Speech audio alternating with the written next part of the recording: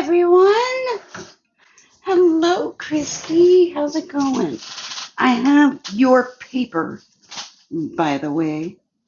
If you want to come grab it anytime. Okay. How is everybody doing? Are you guys ready to finish this folio?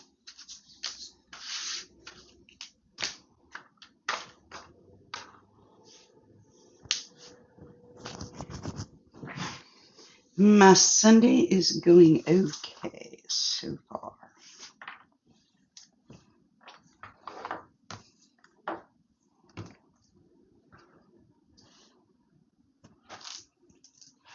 Hey, Chandra.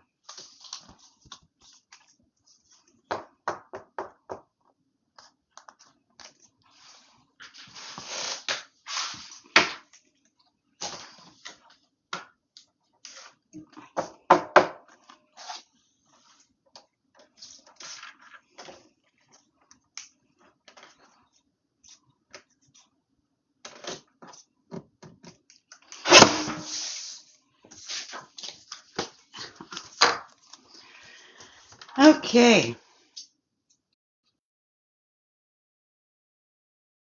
Folio.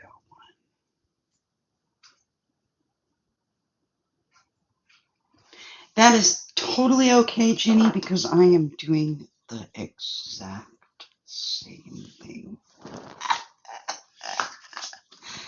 I was like, oh crap, it's 1:57. I had to run and go pee real quick and then come in and grab all my stuff. I'm like,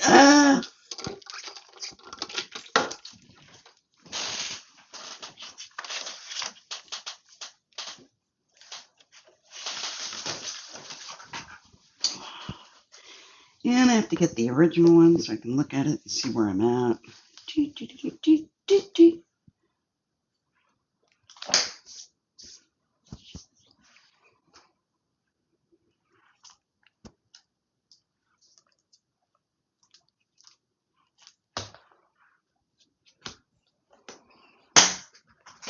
Okay, we are good.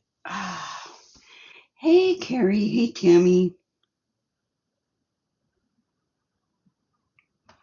That's okay. We can grab stuff as we go.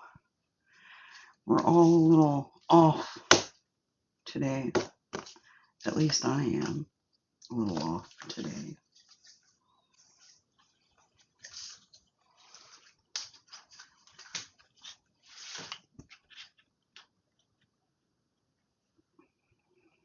It's so funny that I decorated this before I put this on.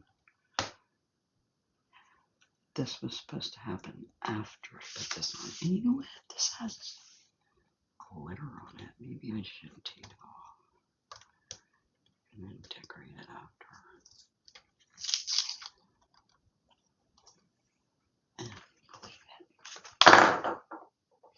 Hey, Tanya, how's it going? I'm giving everybody a couple minutes to get in here that wants to finish this folio up.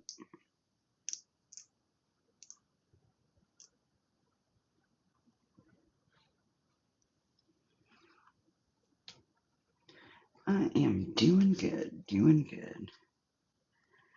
I am moving my craft room tomorrow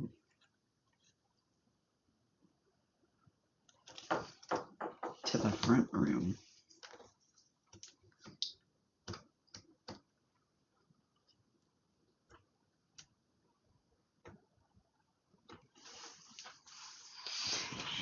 Yeah, it's going to be a lot of work.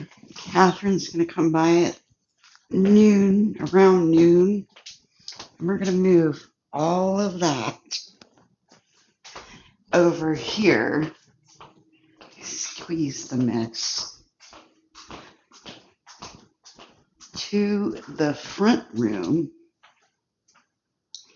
because this does not have a closet in it, so I actually have more wall space. Hey, need more coffee? That's awesome. So I'm going to have like this whole side, that whole side, this whole side and this instead of missing, like a huge double closet area of wall space.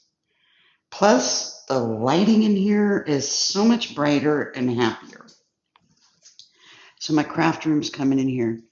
And it's so funny. I told my husband, I said, dear, I want to do something, but you're preventing me from doing it. And he goes, what the hell do you mean I'm preventing you from doing it? I've never prevented you from doing anything.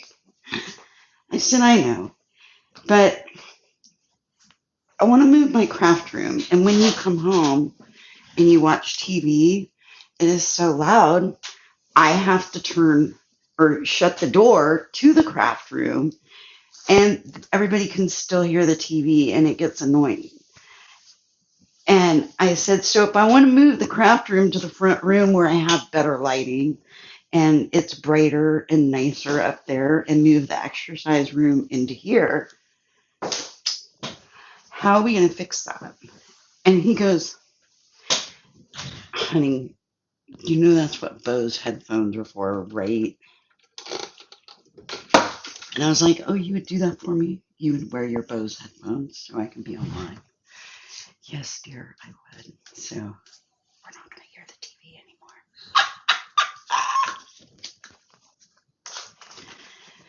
Okay, let's finish it, ladies. Isn't it? He is the sweetest.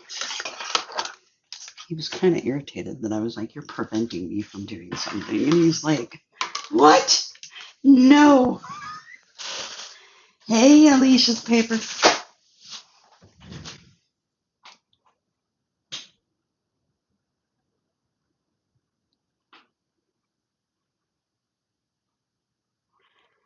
What do you mean the light still would have been better than the other room?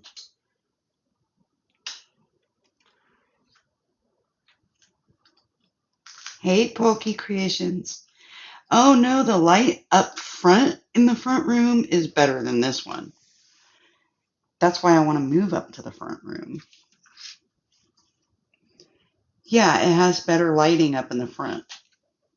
I just was worried that when he's home, we're going to hear his dang TV. And that's why he was like, well, that's what Bose headphones are for. Hey, Annette. Long time no see.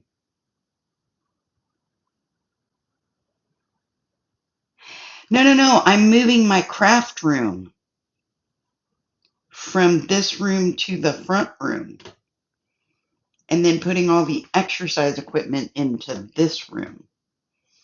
That's what I'm talking about. How you feeling, Annette? Feeling better? I would say you are, because you're saying hi. You've just been lurking for a while, so. Oh, that is so nice.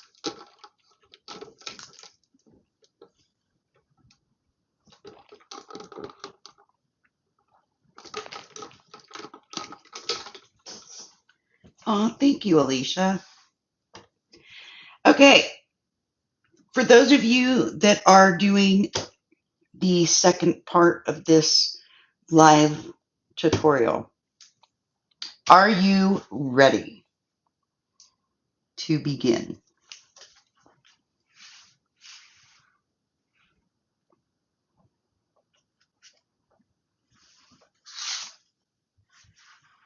Let's move stuff out of my way. Okay. From where we left off last week, where we did our envelope here on this side of the page, we're doing a folio. We're going to turn this over, and we're going to do something else on the other side. We will wait a second for Zeal Light to get what they need.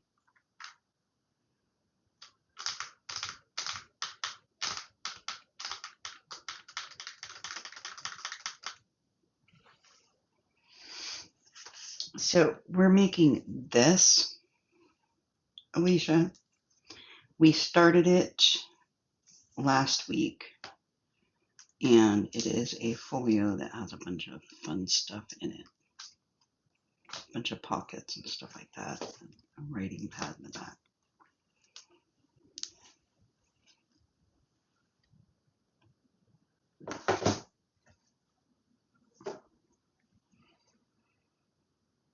Yes, all natural light. I probably will not have to use these until night, which would be awesome. I would rather do that because these are LED and I don't like them this close to my face. Oh, awesome, Ginny. So everybody's ready. Okay, we're going to take our little envelope page that we made and we're going to flip it over because we're going to do a pocket on the other side. Let me see which one we're going to put over here.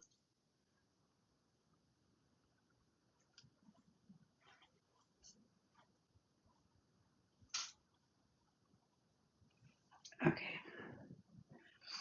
So we're going to, I got to measure this again, just so I know the size of it, because I don't remember everything in my head.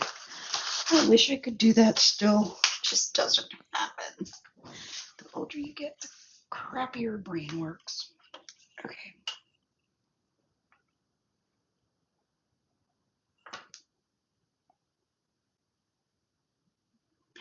Christy, the first part of the live is on my YouTube channel, and the second part will be on there too, so you can follow along with that. Plus, you can fast forward all the parts that we don't need. Okay, 8 inches. So, this is 8 inches by 5.5.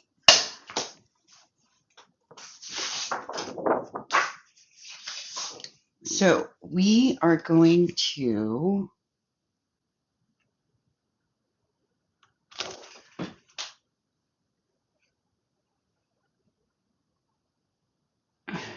cut one sheet. This isn't even the paper I need. Great. Wrong paper.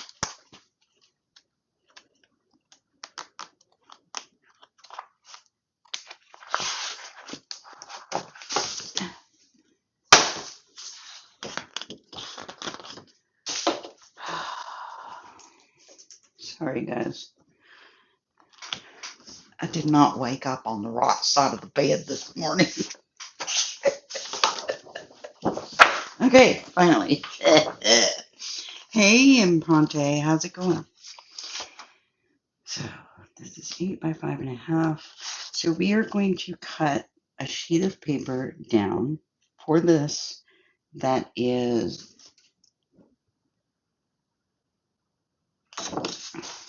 1 second. I should do this before I get started.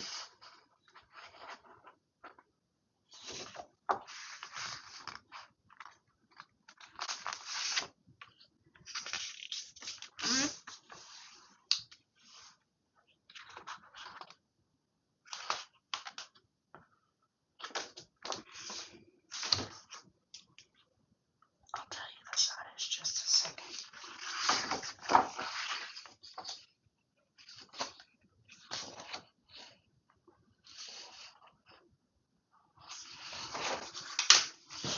Hey, Sal.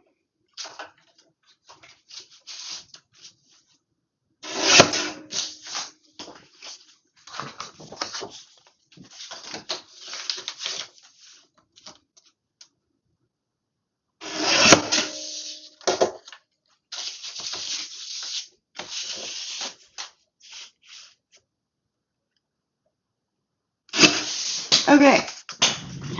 We need a sheet that is 8 by 5 1/4. And then you're going to fold 1 inch on one side.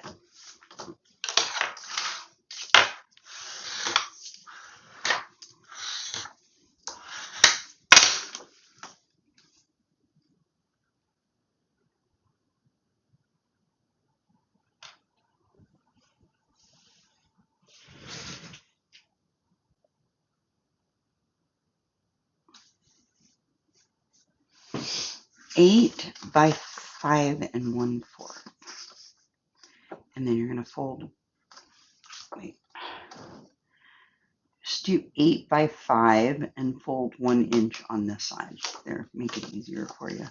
It's okay if it's not the exact same size.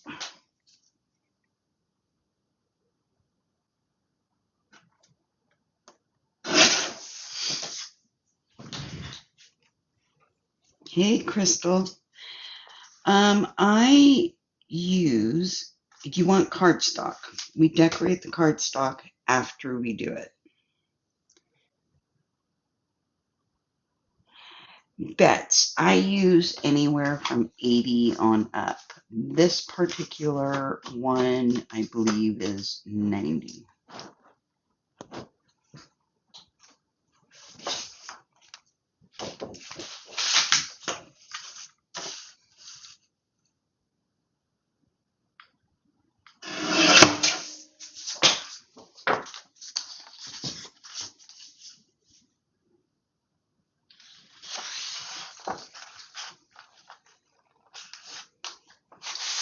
So when I made this, because I don't measure stuff, I just stick stuff up to the thing.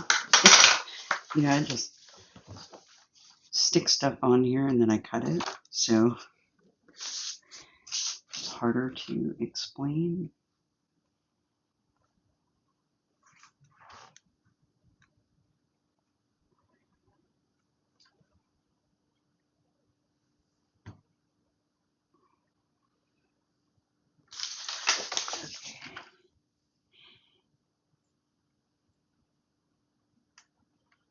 And then we're going to cut another one that is 6 by 8. So you want 8 by 5 and 6 by 8.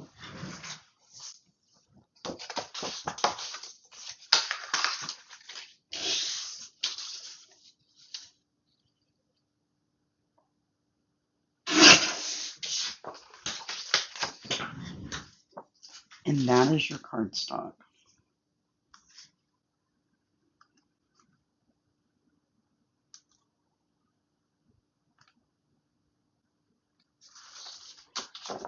My side was-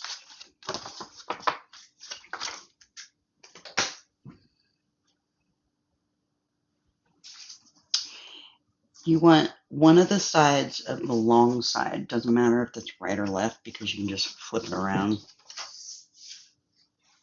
Thank you, Mama.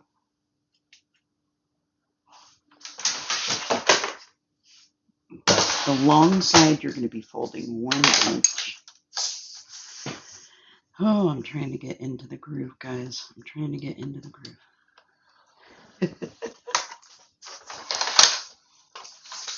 Oh, I already did that one. Where's the other one?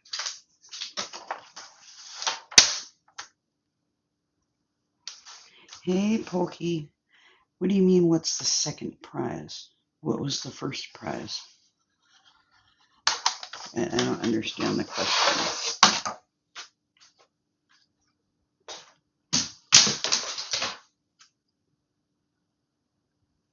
Yes, score both of them at 1 inch on the long side.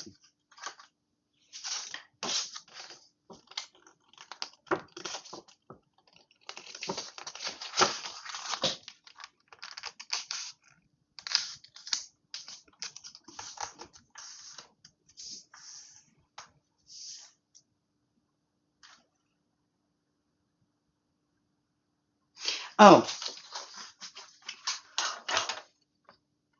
the second piece is 6 by 8. Now, the smaller piece, that's going to be the lid part to our little envelope we're doing on the other side. So if you want to put a decorative edge on the edge that is here that you have not folded on the shorter piece, you can on this edge.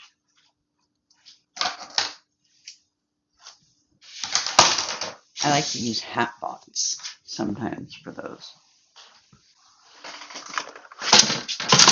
or my Sizzix, but not everybody has a Sizzix, so we are not all using those.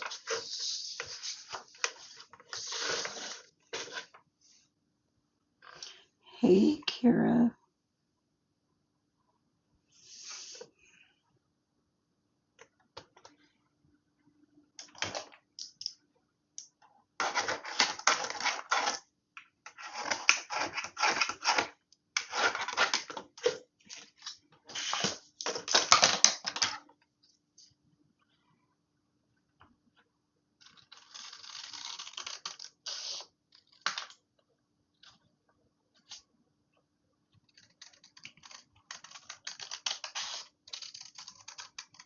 Ooh, having a hard time getting in tutorial mode today.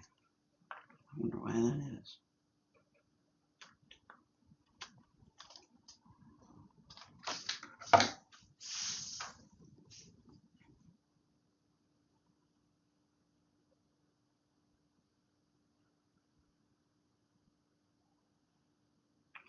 Well, I'm waiting for you guys to do these, Jenny. Don't worry. I'm not going any further than this.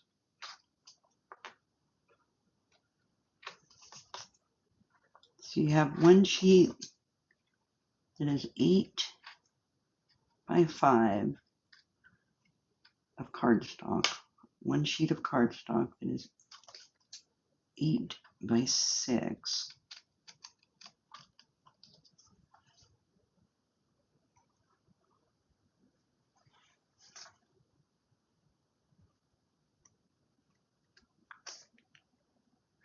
And your shorter one, if you want to make this a decorative edge on this side, you can.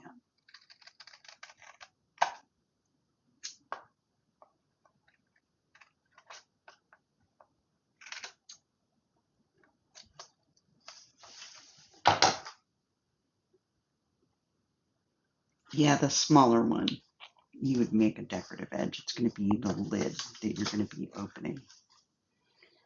And why can't I just get this normal? Okay, we're going to do this again.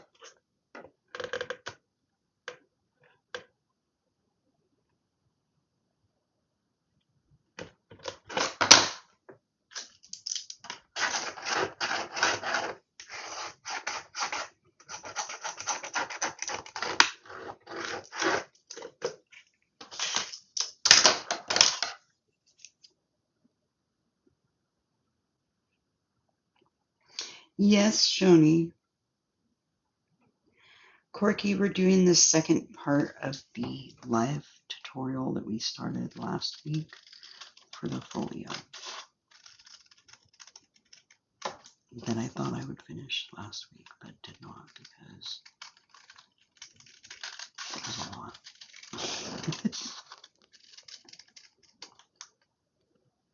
better.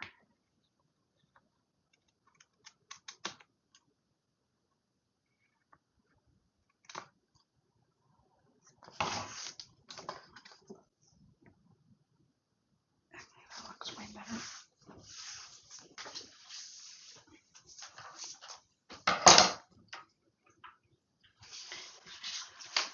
Okay. When you guys are done cutting those two pieces, let me know.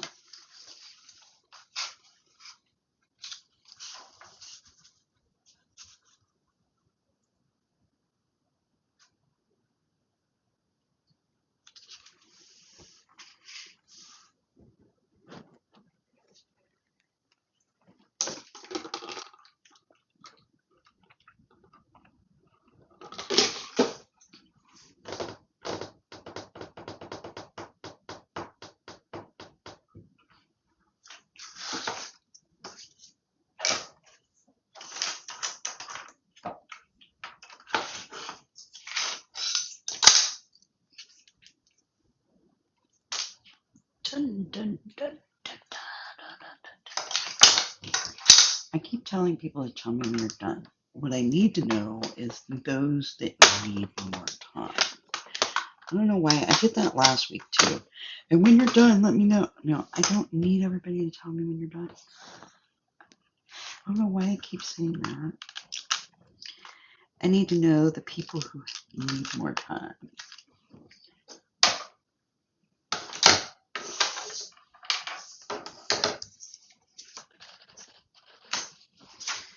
So usually I would use civics to make a decorative edge on here, going across, but I'm not going to do that.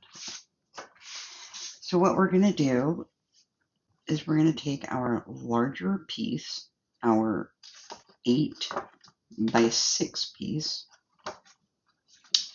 You're going to have your piece over here on the right that you have scored, and you're going to fold it down.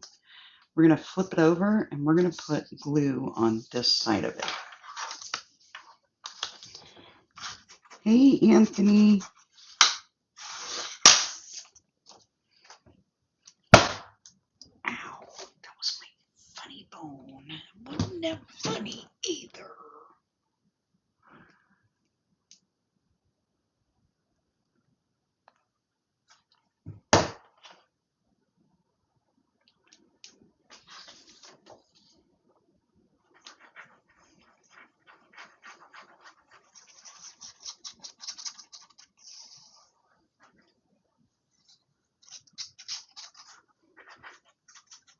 Okay, so after you get glue on that side, we're going to turn it around, and we're going to make sure it is on the side of our page that does not have the flap. And we're going to glue this right here on this edge over here of our page. Line it up and just glue it right there on that edge of that page.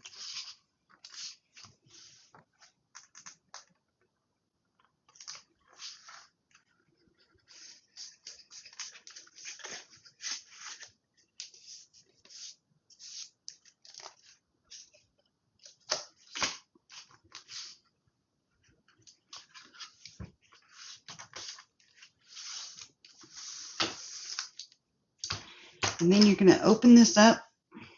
Let me point you down here more. And we're going to take our shorter one and we're going to glue it up here at this side.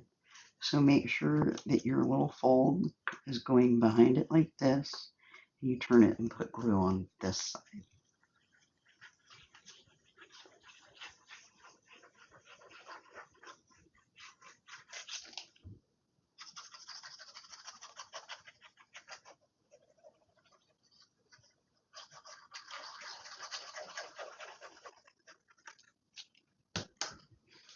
And we're going to glue that one over here.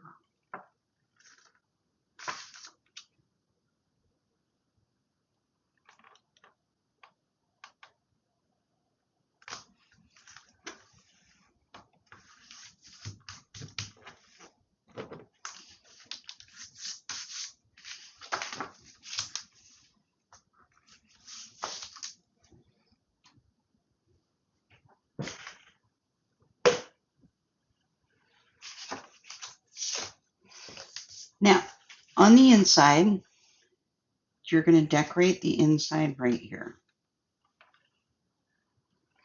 Okay.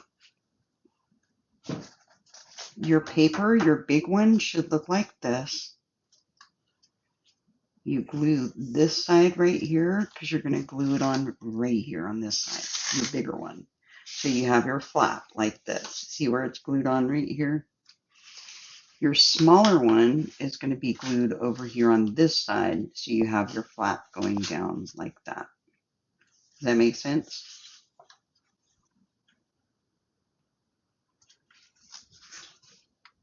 So you're going to glue it on the other side of this little flap and then glue that right here, one on each side, like that.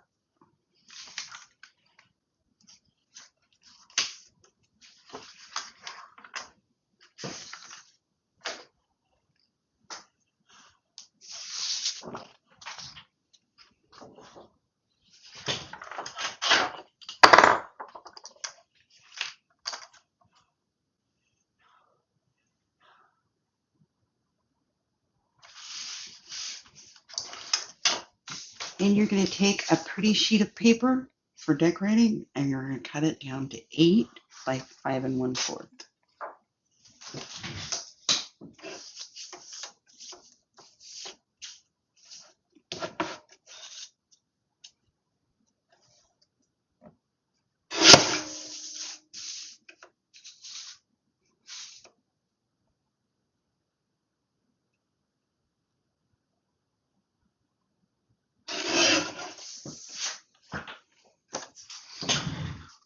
Yes, Jess, 8 by 5 1/4. And that is going to be going right there into the inside of your closing. So you're going to open this, and we're going to put that right there to decorate the background of our inside.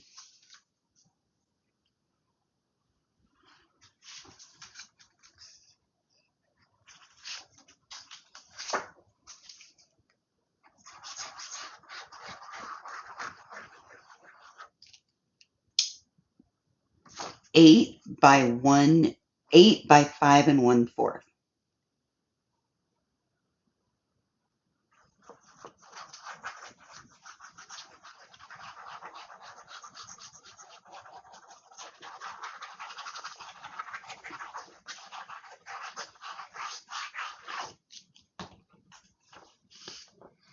Okay, 1 second, guys, and I'll repeat those.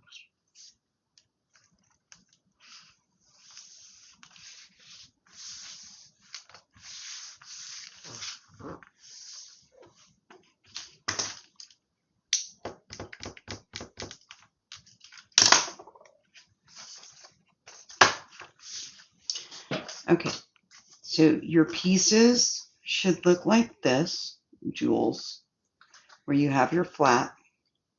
It should be 8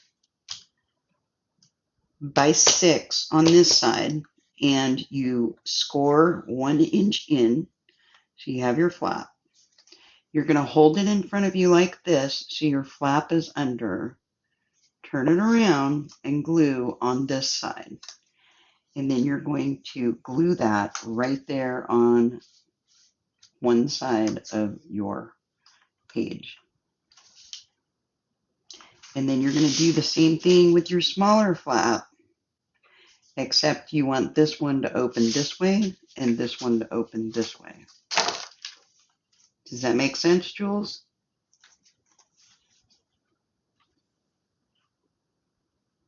So you're going to glue on the back of the little flap and glue that flap in right there under this paper would be the flap.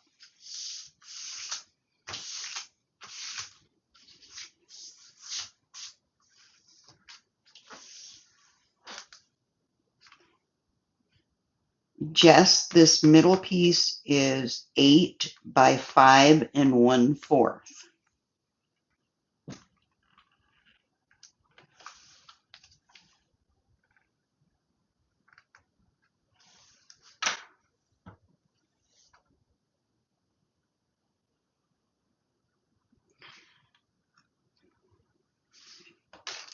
It attaches to the page like that. Jules, I already glued this paper down, so I can't lift it. So it would be like that. And then you have your things. You're going to glue it on the back side of your flap. Glue your flap down like this onto the edge of this side.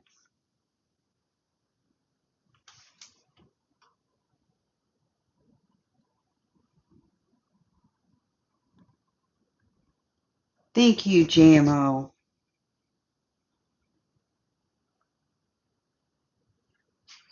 It attaches to the same page, but on the other side.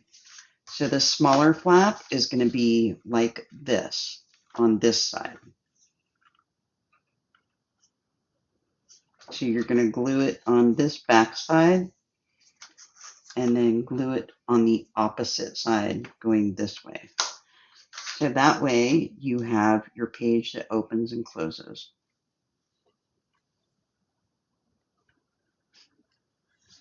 Does that make sense, Jewel?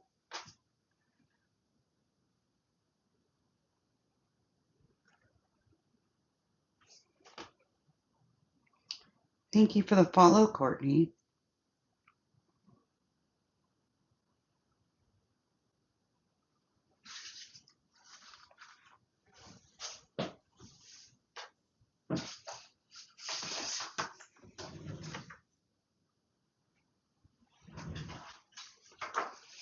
The back is the pocket we made last week.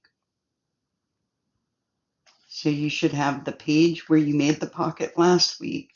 We turn it around, and now we're making the pocket on this side of the page.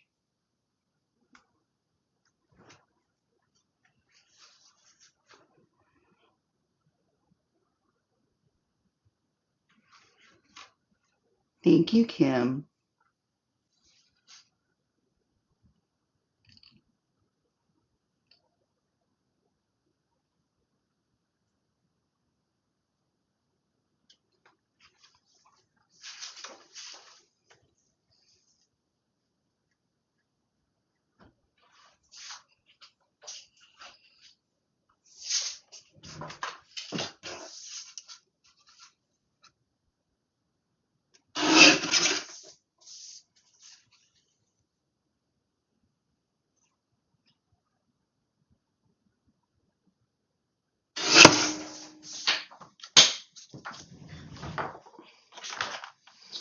Okay, when you guys get that part done,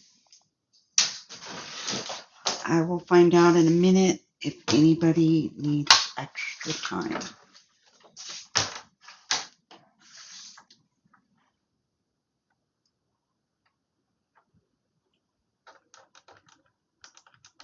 And your middle decorative piece is 8 by 5 1/4, and you're going to glue that on top after you get your 2 little pages on.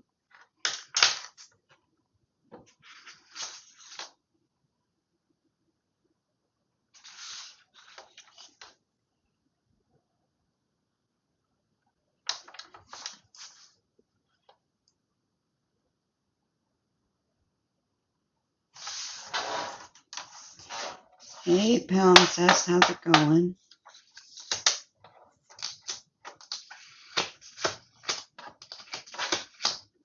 So for everybody on here, if you fall behind or anything, do not stress about it. This entire live is going to be uploaded to the YouTube channel, just like last week's was. So if you fall behind at all, don't worry. It'll be up there, so you will be able to finish this folio. Okay?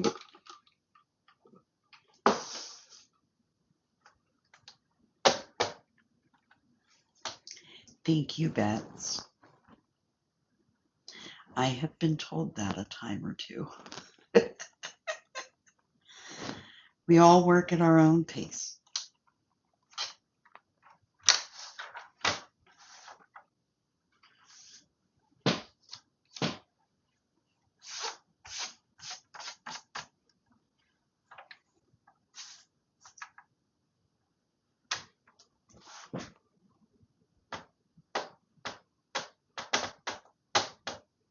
Thank you, JM.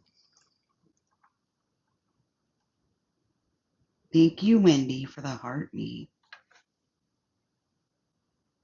Thank you, Palimpsest, for the heart me.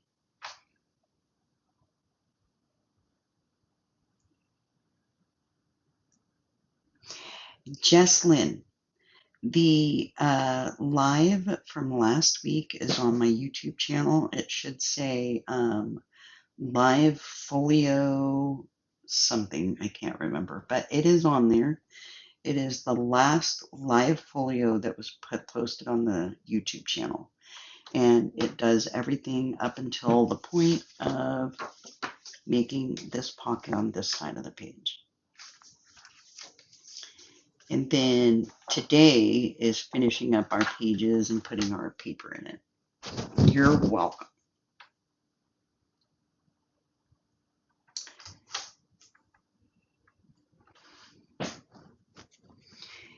Is there anybody that needs a little more time getting this part done?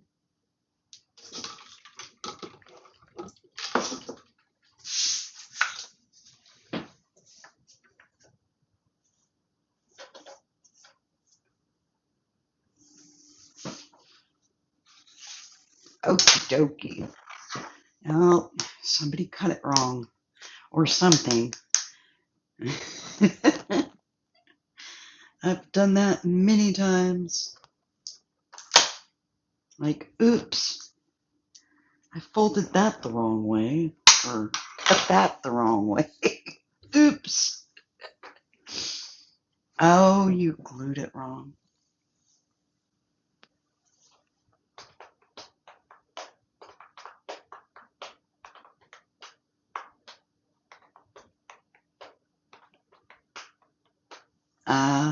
It happens. It happens.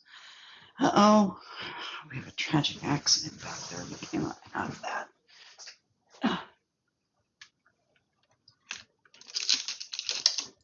Stay. We're good. We're all good. We're all good.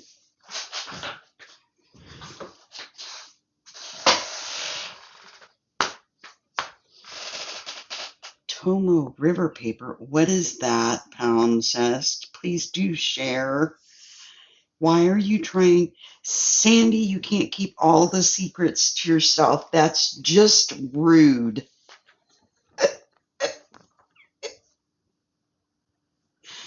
It didn't almost. It was. It was laying right on top of Fred's head. I am using the Fiskars scoreboard. It's the one that folds in half.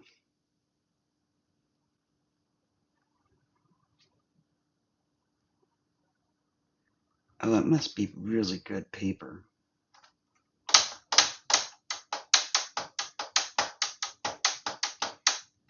Look at that. Tara liked the live. She's in here. She's lurking. Tara's lurking. Are you lurking, Tara? Or are you making the folio? Are you making the folio? Aw, thank you for the heart, me, Suzanne. Thank you.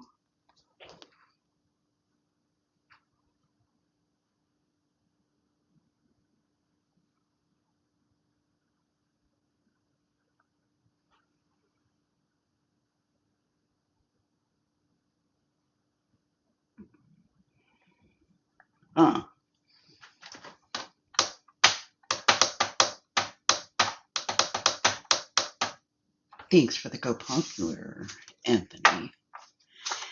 Okay, so after you get this little bit over here done and you have your center decorated, we're going to cut a sheet of cardstock that is 9 by 4. And when you're done getting that, we are going to score this.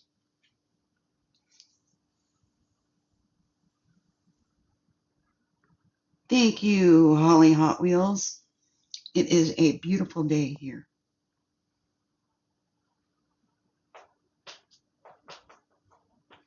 Oh, thank you for the hand heart. It's so cute.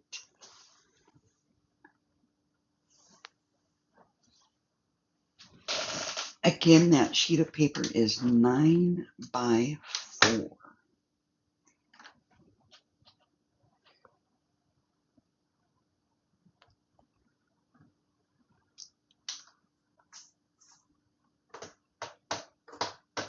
Oh, look at the meerkat. Oh, that meerkat just cracks me up. Okay, guys. After you get your sheet of cardstock cut down to 9 by 4, we are going to score it. We're going to lay it in the scoreboard longwise going right to left. And we are going to score it at a 1/2 inch on the right and a 1/2 inch on the left. And then we're going to turn it around and we're going to score it. Let me see. We're going to score it at 1 inch in from that side. So you have 1/2 inch on this side, 1/2 inch on this side, and 1 inch down here at the bottom. Does that make sense?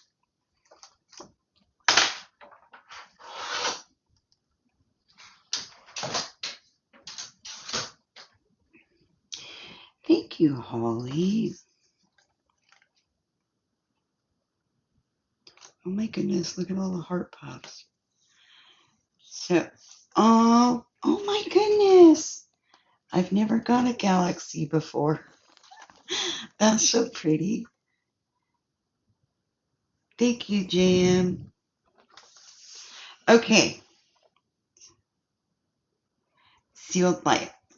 You're going to lay your 9x4 paper into your scoreboard longwise, going right to left.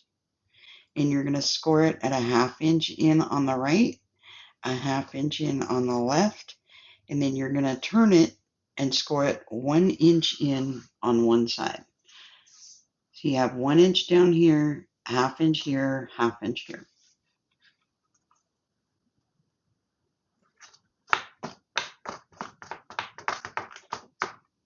Hey, Catherine.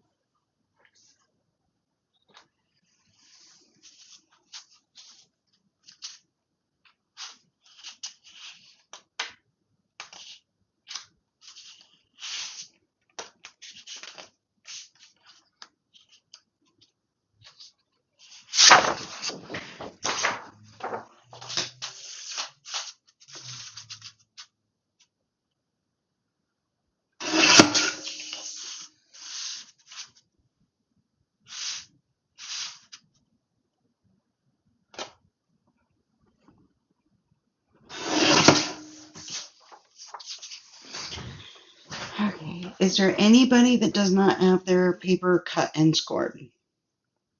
Anybody who does not have this done yet?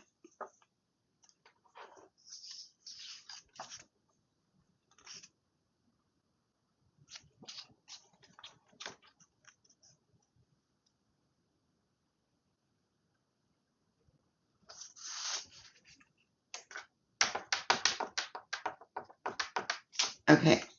Next, you're going to cut a decorative sheet of paper out to 7 3/4 by 2 3/4.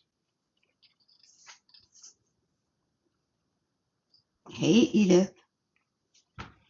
So a decorative sheet of paper, 7 3/4 by 2 3/4.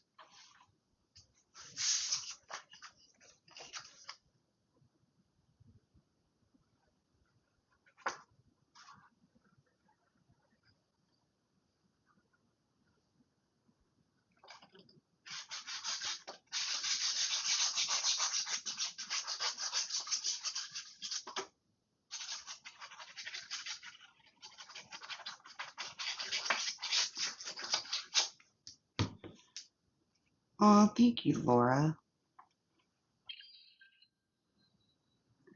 Thank you, thank you.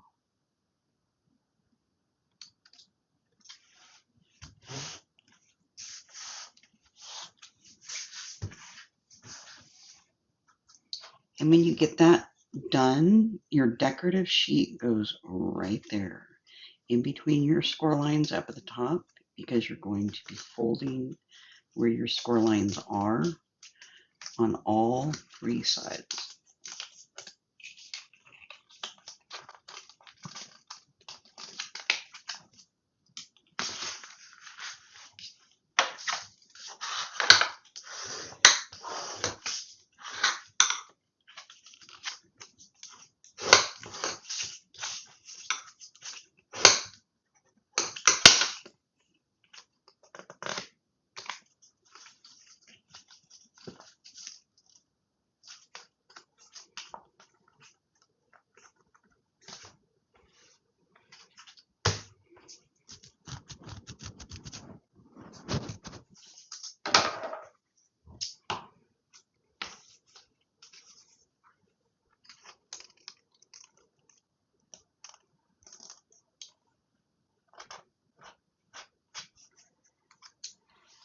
I'm going to explain the next step, and then I'm going to stop for a minute so you guys can get caught up with all of this pocket part.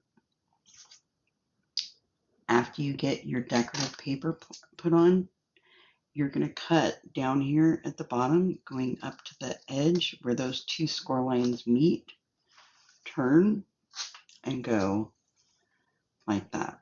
So it's a little diagonal here. You're going to do a little diagonal on this little tab, and then you're going to turn it and do the same thing on the other side. You're going to go up at a diagonal to the corner where those two meet, turn, and go diagonal. So then your pocket looks like that on both sides.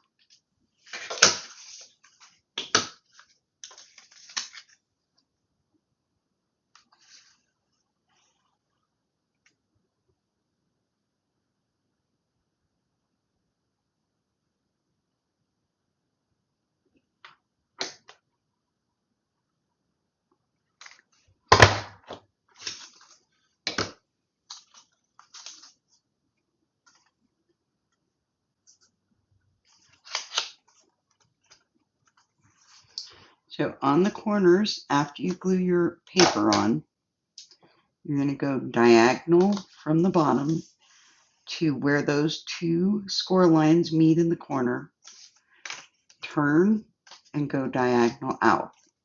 So your corners look like this. And then you're going to do that up at the top of this flap. You're going to do a little diagonal there. And then you're going to do that same thing to your other side.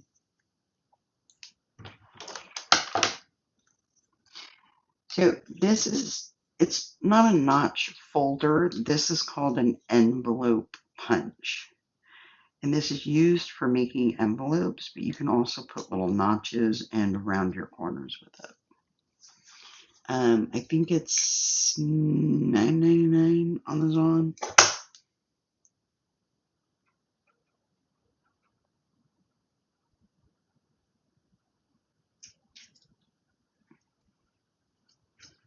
But yes, it's called an envelope punch.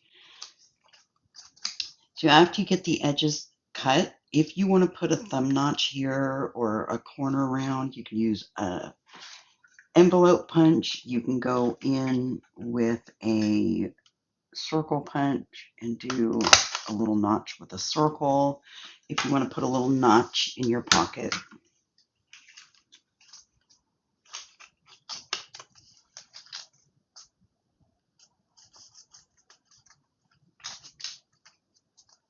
Oh, you can get it at Mickey too. Yeah, you probably could for way cheap.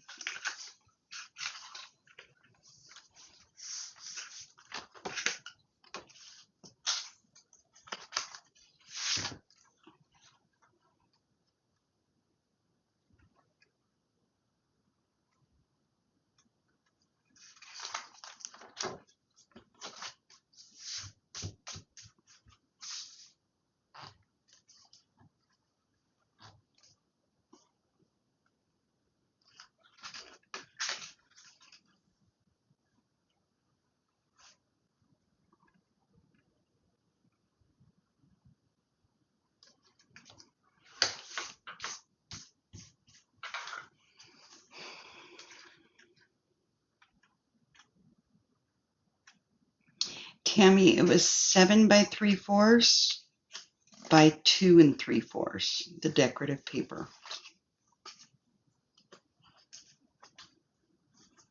And it should fit perfectly right in your little spot.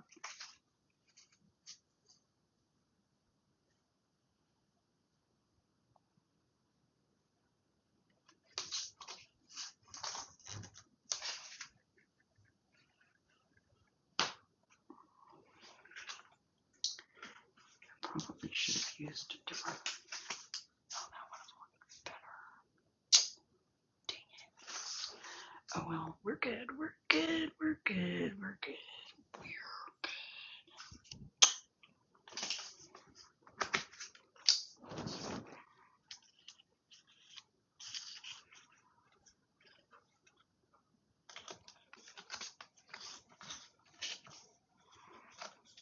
Looks kind of like a really short t-shirt right now. Doesn't it? It looks like a really short t-shirt for a very short torso.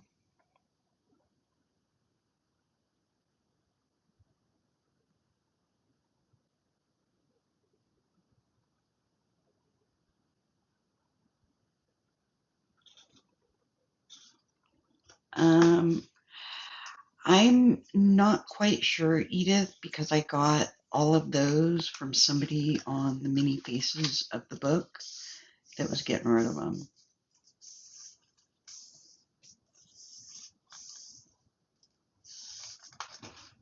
A really short t-shirt for a really short, wide person.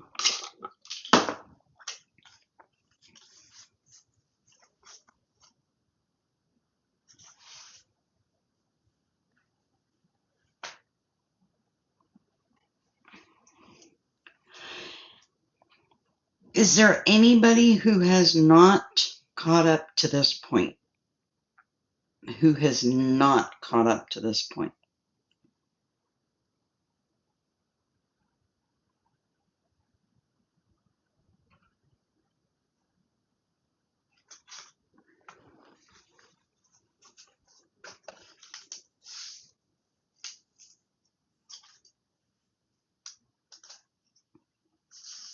Okay.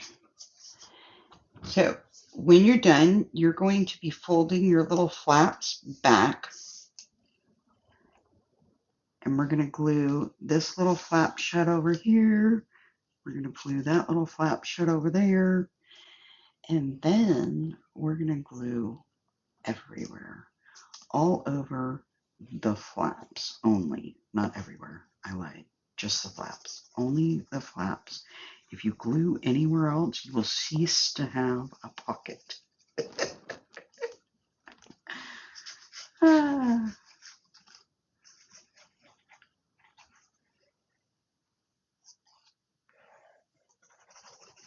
So you're going to glue all over your little flaps, just like that. Make sure you try not to get any glue on the inside because that is your pocket. And you're going to flip this around, and we're going to, on this side where you have your bigger flap, we're going to put this down towards the bottom. Do not put it right on that score line for your flap or your page that comes over. You're going to line it up, and you're going to put your pocket right there on the inside, just like that.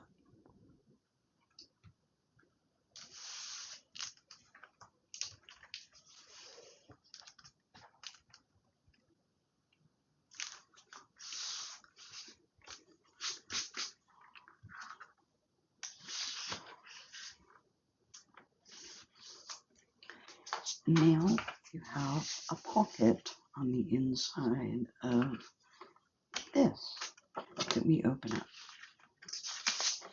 So what we're going to do now, after you get that in, is you are going to decorate the front of your top and bottom piece for your page that closes. So you're going to close it this side.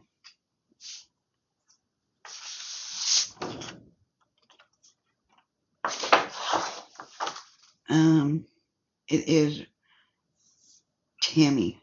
She's in here in the room. If you scroll up, you'll see where it says Tammy and she has a thumbs up. If you click her name, it'll show you her. It is Angel, ANGELFIR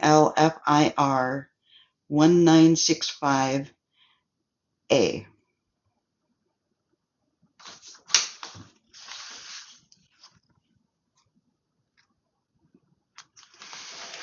anyways, you're going to go in here and you're going to line your decorative paper you're going to use up with your page. And this is how I do it. You can measure if you want to be that precise. Totally up to you. And you're just going to come down here and make a mark where you're going to cut it here. And you're going to make a mark up here where you're going to cut it. And you're going to cut that and then glue that to the top.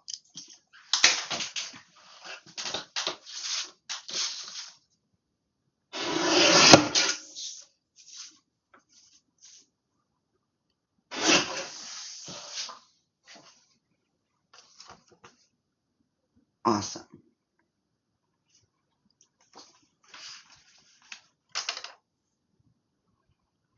So you're going to cut your piece down and just glue that to the top of your little flap.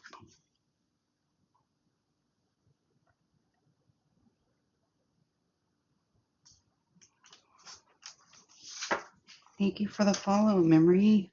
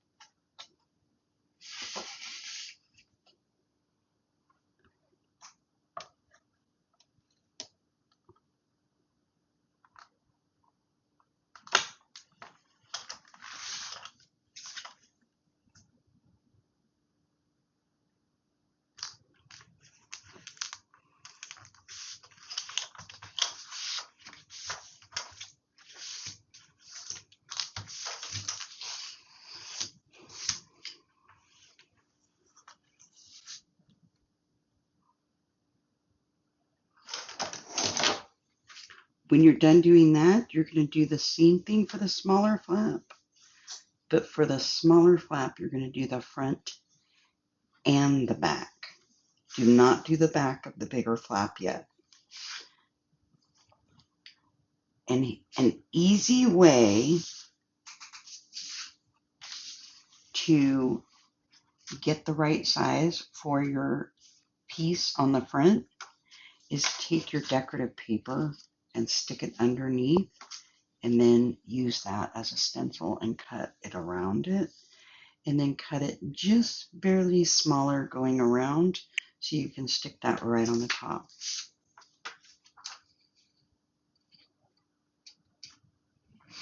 Annette for Garfield. Good morning, Kate. Hi, Deirdre. Garfield has 14 spots left.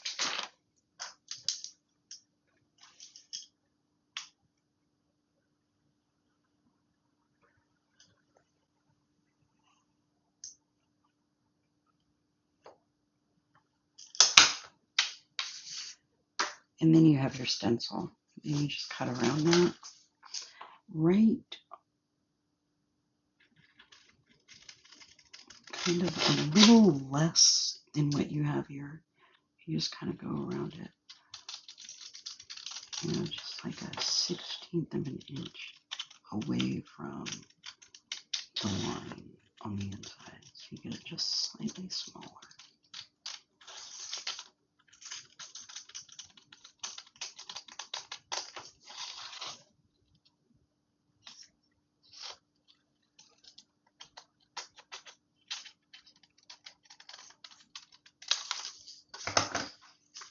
So it can fit right there on top. If you need to trim it some, you can do that too.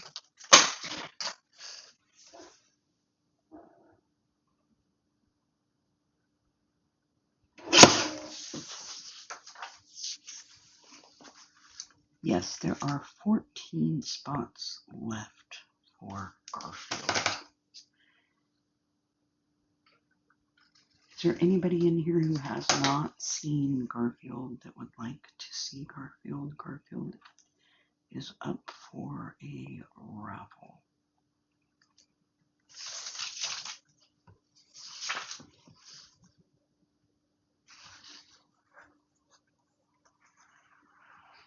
Lily wants to see Garfield. Okay. 1 second.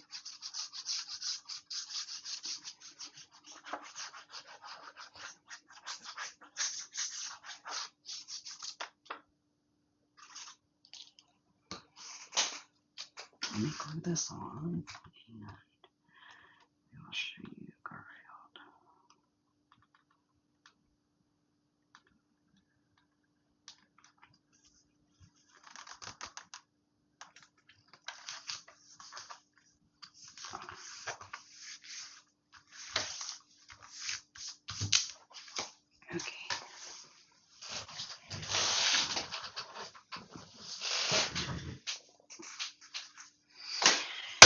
Okay, this is Garfield. It is, I believe, 9 by 7, 10 by 7, something like that. It is a really cute, nostalgic journal. It is up for a waffle, which is also known as a raffle. Here is a waterfall. This side is a comic strip. This side shows you the progression of Garfield over the years. We have a magnetic bookmark, custom signature pages. We have cardstock in here that you can decorate, and custom line paper. Cute little pocket here. My fingers don't want to work. And again, pages, writing pages, cardstock pages to decorate, page pocket in the middle with cute little paw prints. And your pages over here have little characters on it. These are custom writing pages for your journal. The second signature has a cute little pocket with a couple writing cards in it. Same deal, little thing. And then you have your last signature. So it has 3 signatures and then a 3D pocket on the back. And each spot for the raffle is $5 a spot. You can do that with the Cashy Cash app. And make sure in the notes you put your TikTok screen name so I know who I'm adding to the list for Garfield. There are 14 spots left. You can get as many as you want. And you can send that to, oh, you know what? I'm going to get another one of these. Actually, I'm going to do it on the back side of this one.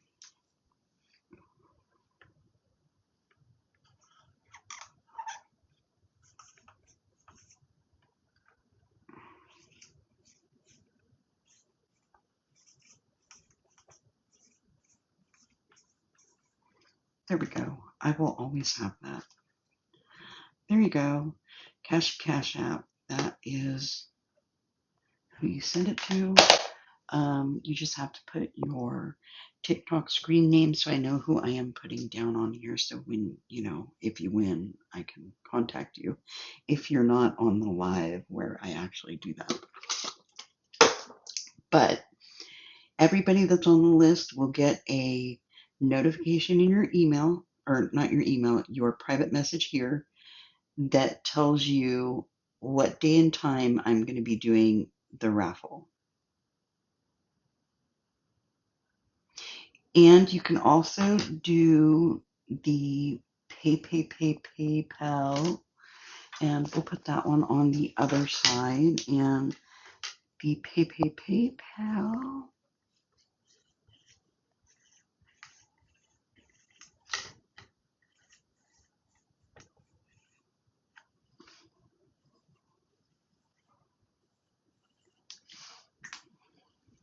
And that is the PayPal. Make sure you mark it friends and family so that way they don't charge, and then, we don't get it. Again, in the notes section, make sure you mention who you are, your screen name on here, if you want to get any spots for Garfield. So just a PayPal, and Cashy Cash App. I'm trying not to get a restriction, but, it is what it is. Anyways, so that is for Garfield.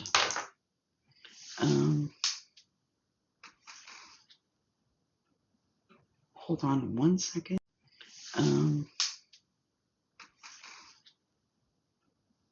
Hold on one second. Okay, I'm back. Okay, so that is Garfield. Thank you, Annette. I always forget. Okay, we will put color therapy on here.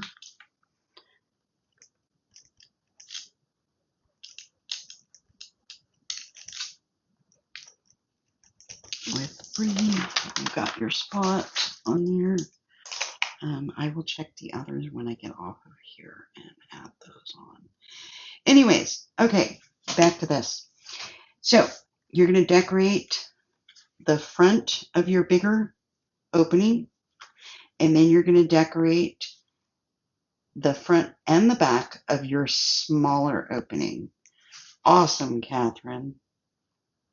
Awesome, awesome, awesome sauce.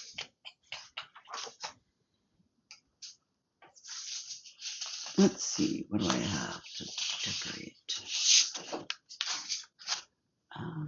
Yeah, I was doing good until I ran out of certain paper. Let's do this one because we can.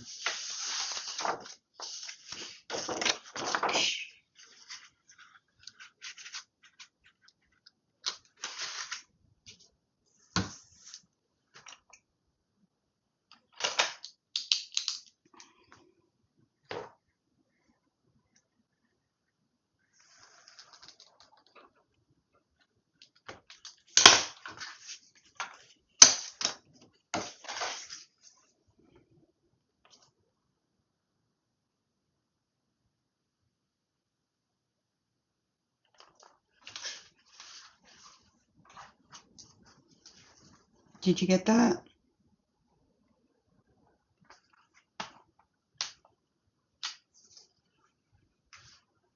Okay.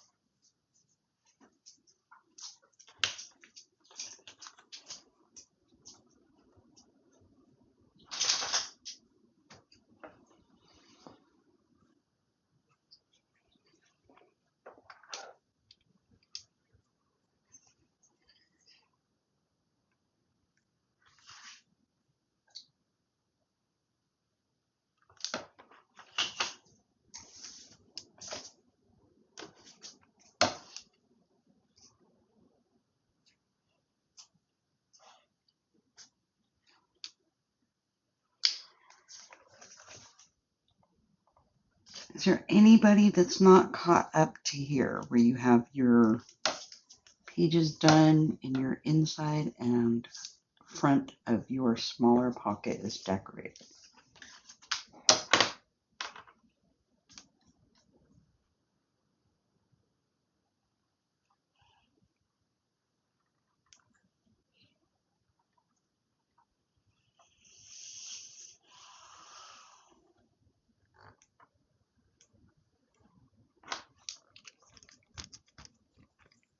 Okay.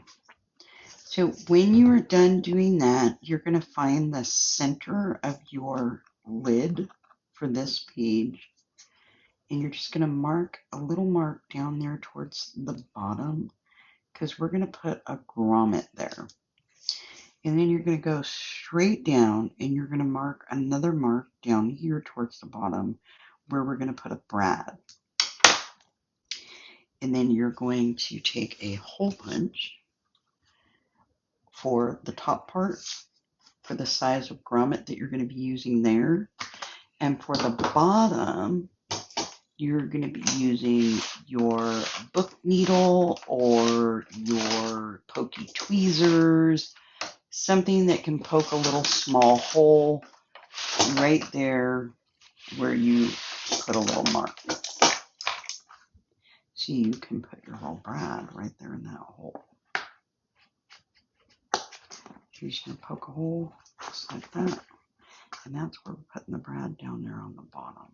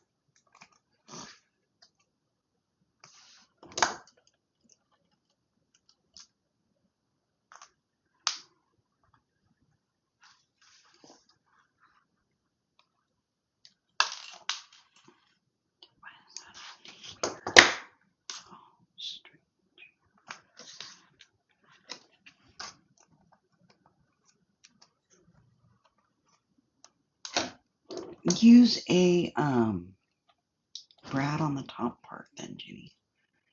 If you don't want it, if you don't have the grommet thing for the top part, just use a brad. Same thing.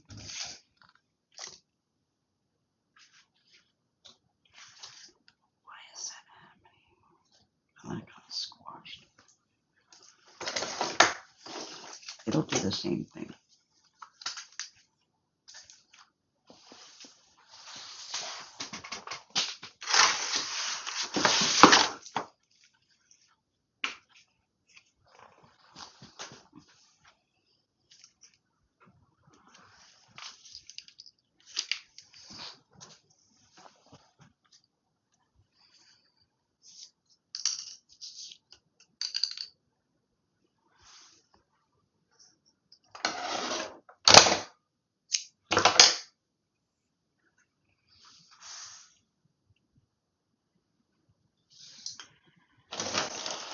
after you get your grommet and your brad in, or a brad and a brad, you're going to attach string to the lid part.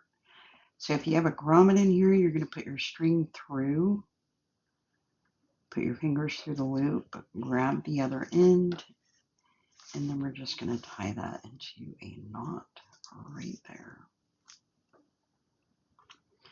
You're going to take one side, loop it underneath your string, and then tie it into a knot.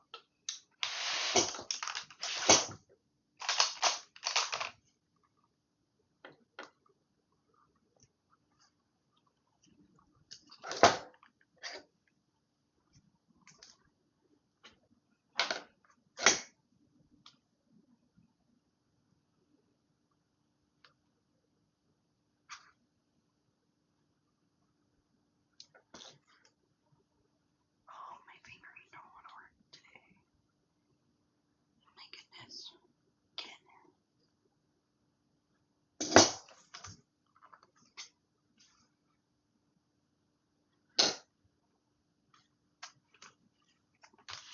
So then you have this little guy, like that. And you can loop it around your brad.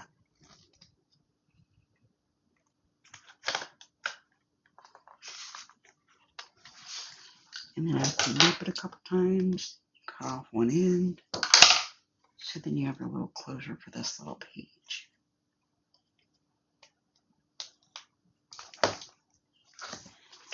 So after you get those closures in, you can decorate the back side of this where you put your brad. And you would just cover your brad up with some washi tape, cut your paper down, and glue it on there.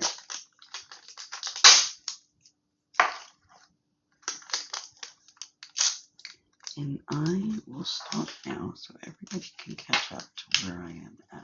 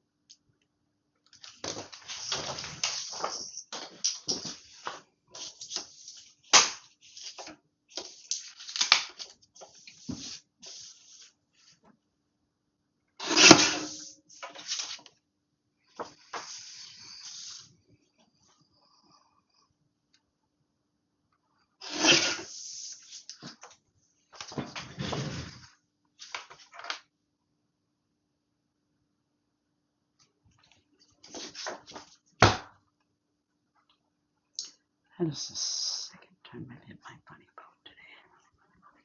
Why do they call it a funny bone? It is not funny at all.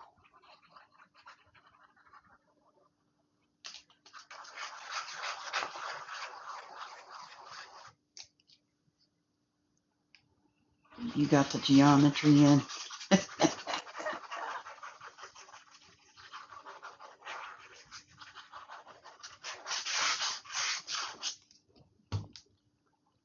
Hey, Tracy, how's it going?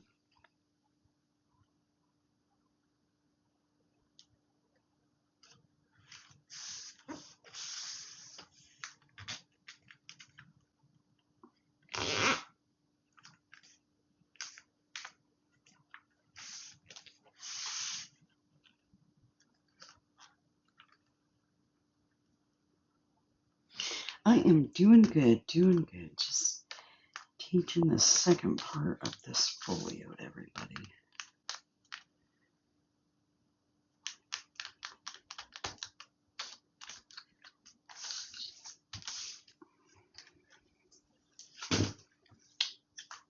There you go. So after you get your pages decorated, your brad's in, your last step after you put string on is to decorate the inside of the bigger piece. So that way you cover up your little brad. so you don't have to stare at that bread piece in there.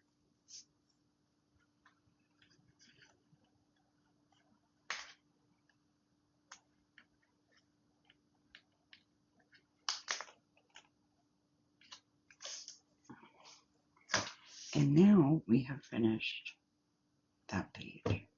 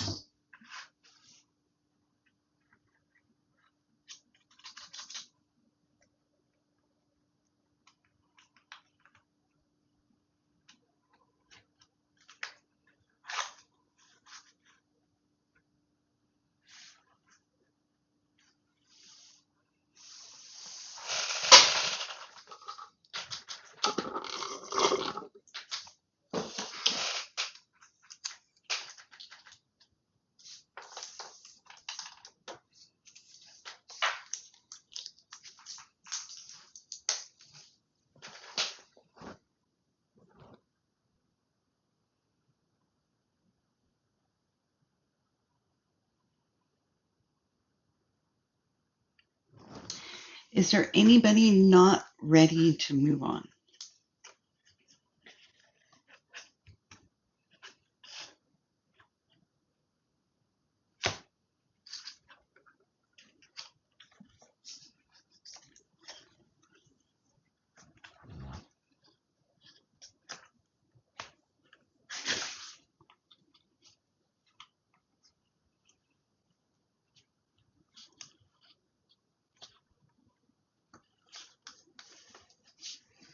Good evening, Wendy. Okay, you'll wait another second.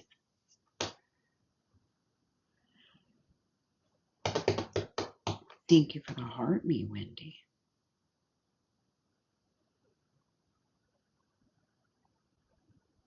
Oh, I can't wait to get this all into the front room. Oh, yeah. Thank you, Tracy. Things are great. How are things with you?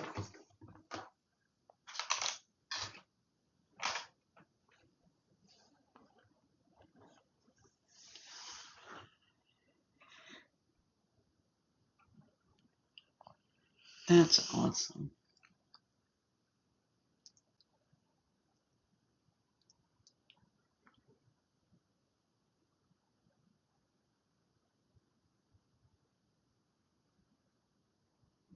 Thank you for the follow, Phoenix.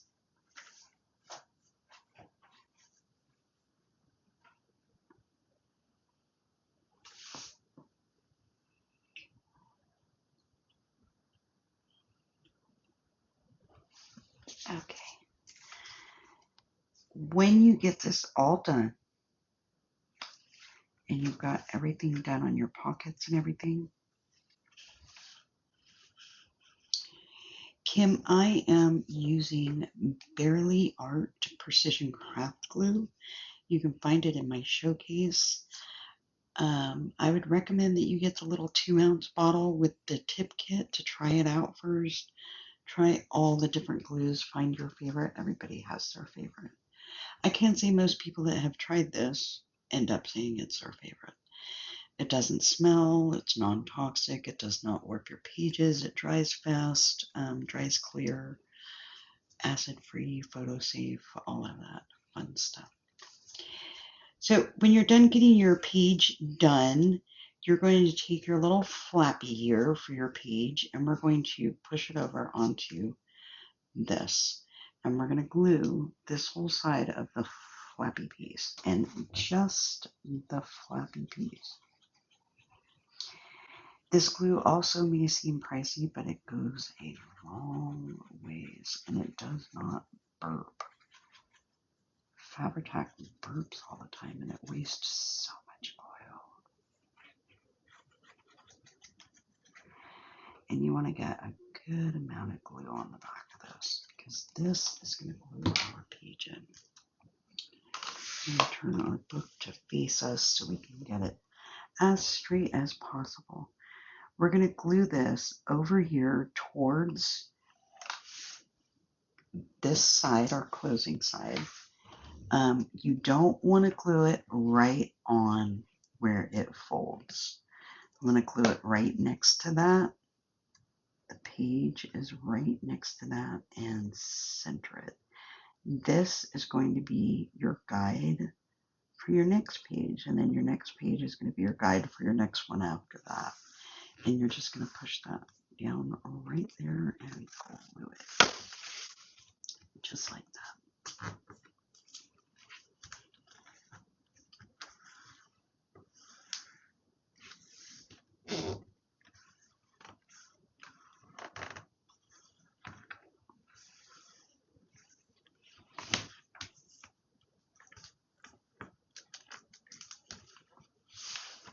And you have your first page in.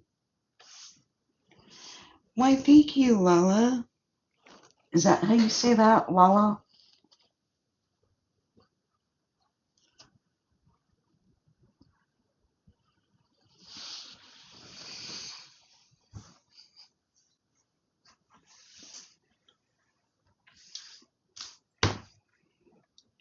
And now your page is glued in. And you should have 2 more or 3 more of these pages that we've done. We cut these last time. So you should have 3 more of these with your little thing. What I want you to do is put these in your cutter and cut off about 1/4 of an inch of your flapper over here, because we're going to start stacking these and we don't want it to come too long on our spine here. I can't think today. So we're going to chop 1/4 of an inch off on that flapper, and we're going to begin our next page.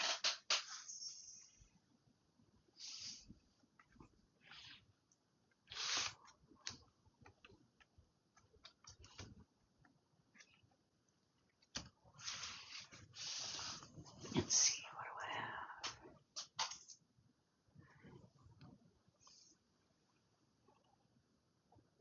have? Okay, where's my doors?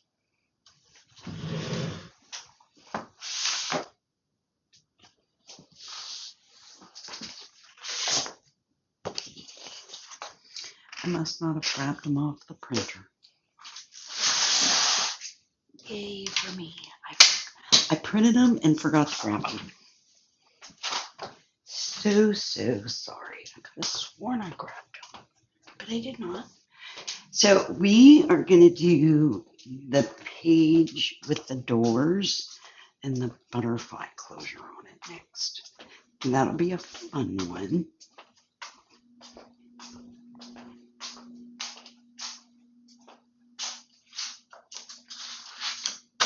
Okay.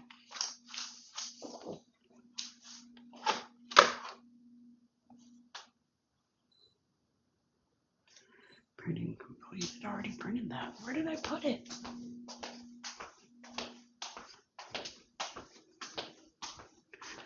I printed my pages out.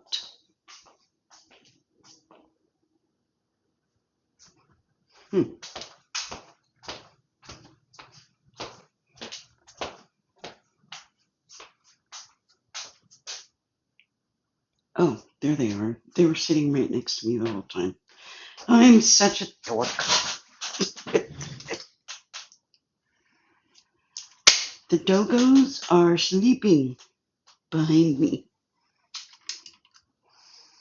Okay. This part. This is going to be the fun part. So what we're going to do,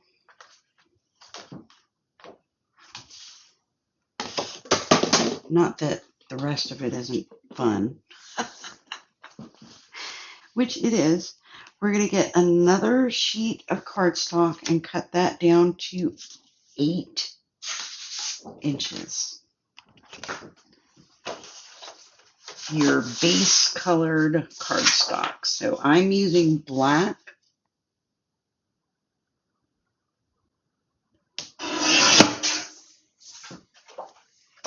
So we're going to cut this down to 8 inches.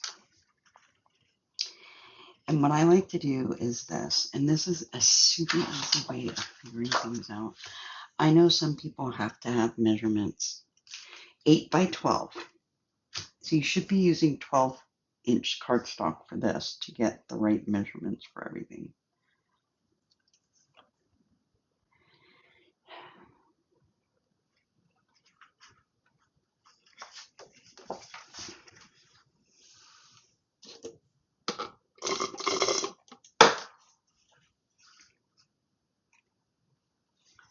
So after you get your 8 by 12 piece cut, you're going to take your page here that we're going to be using. We're going to fold our little flap under because we're not going to count the flap.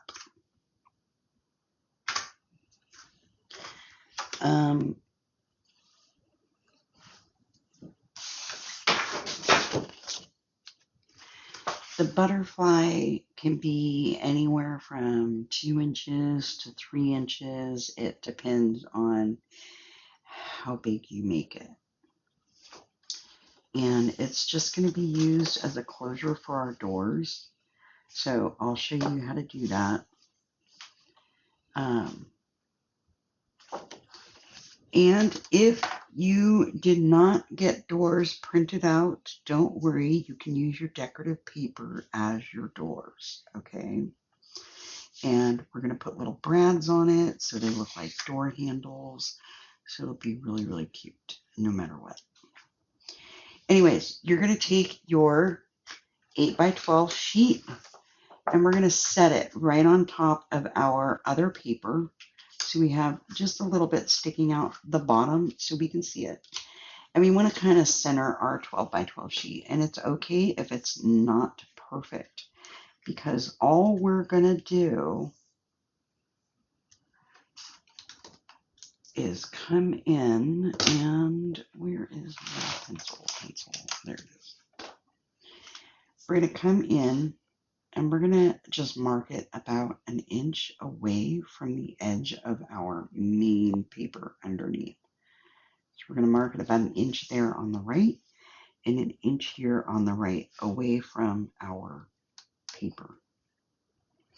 So we're going to cut it on that side and that side. And then you want to mark it right where your paper ends on that side and right where your paper ends on this side. And that is where you're going to score it. Okay, Jenny. Lay your 12 by 12 sheet on top of your page that we're going, because this is our next page, the one with the flap. Make sure the flap is underneath. Lay your 12 by 12 sheet on. So your 12 by 12 sheet is centered. As centered as you can get it. It doesn't have to be perfect. That is fine. And we're going to make a mark about an inch, half inch over to the right from the edge of our main sheet of paper. Our main sheet of paper is the one that's on the bottom that we set this on top of.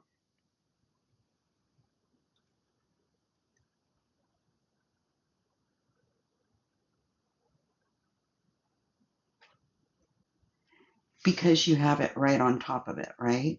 So you want to move this page up a little so you can see it at the bottom. Does that help? We're just marking the bottoms on our... Are you laughing?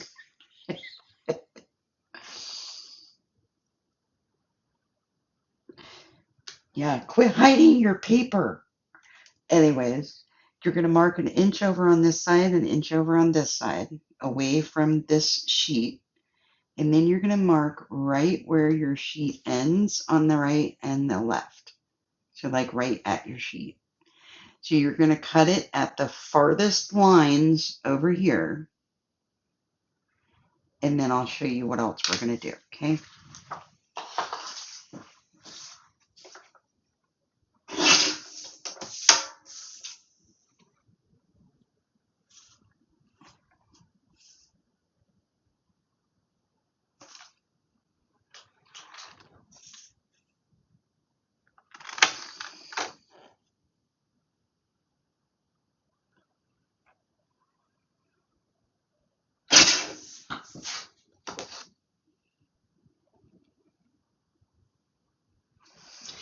We're going to do doors, Diana, but you don't have to have actual doors to put on it. You can decorate it with whatever you want.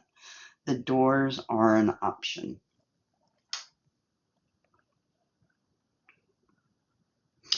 Okay, Tess, you're going to lay your 12 by 8 sheet on top of your paper or your page so you have a little bit of your page sticking out the bottom. You're going to line it up so your 12 by 8 sheet is about in the middle. And you're going to mark it an inch away from your main sheet, which is the sheet you're on top of. This one right here, this edge. You're going to mark it an inch away from it over here and right where that page is. And then you're going to go over here to the right. You're going to mark right where that page is and an inch away from that. And you're going to cut it on the farthest lines that you marked. So when you put this back on, you have an inch overlap on both sides. Does that make sense?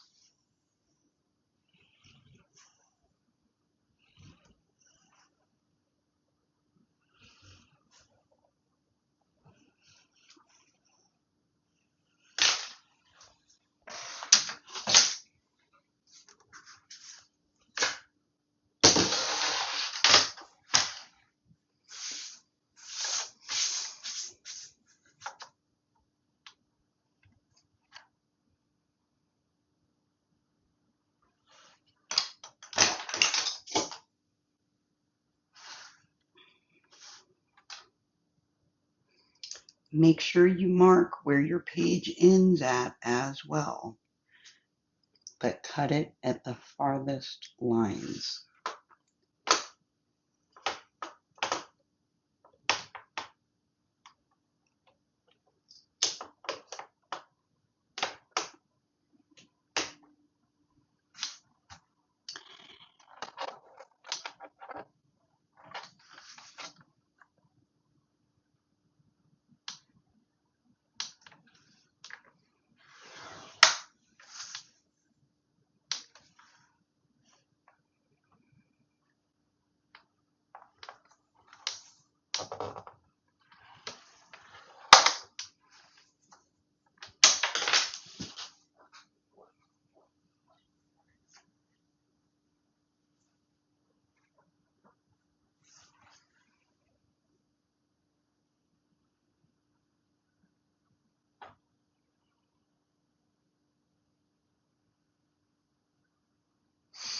Yes, it is, Ginny.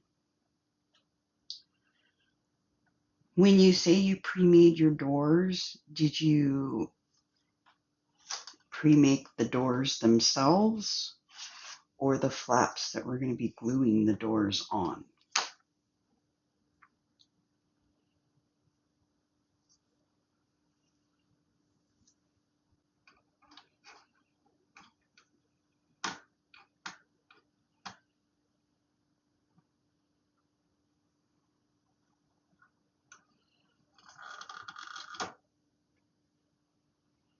Okay, we're going to be gluing the doors.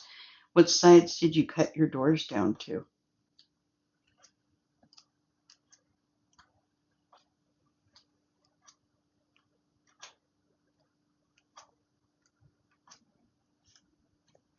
Because I remember you asking me what size to cut them down to, and I was trying to remember what I told you. Because it should equal the same as this.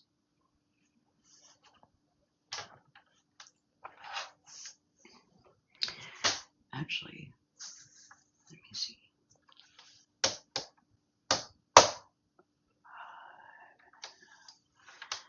It should be 5.5 by 8.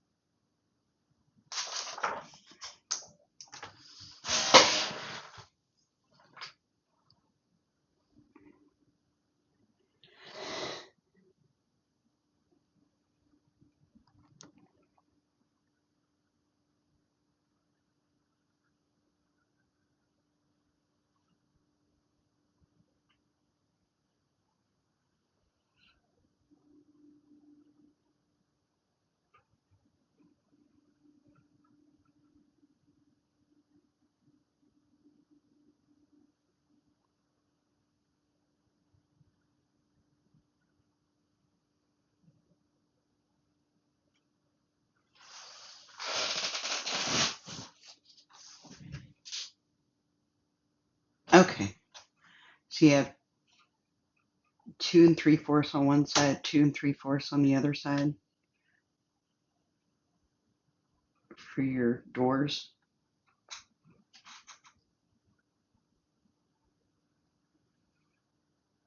You'll figure it out. It'll work. Don't worry.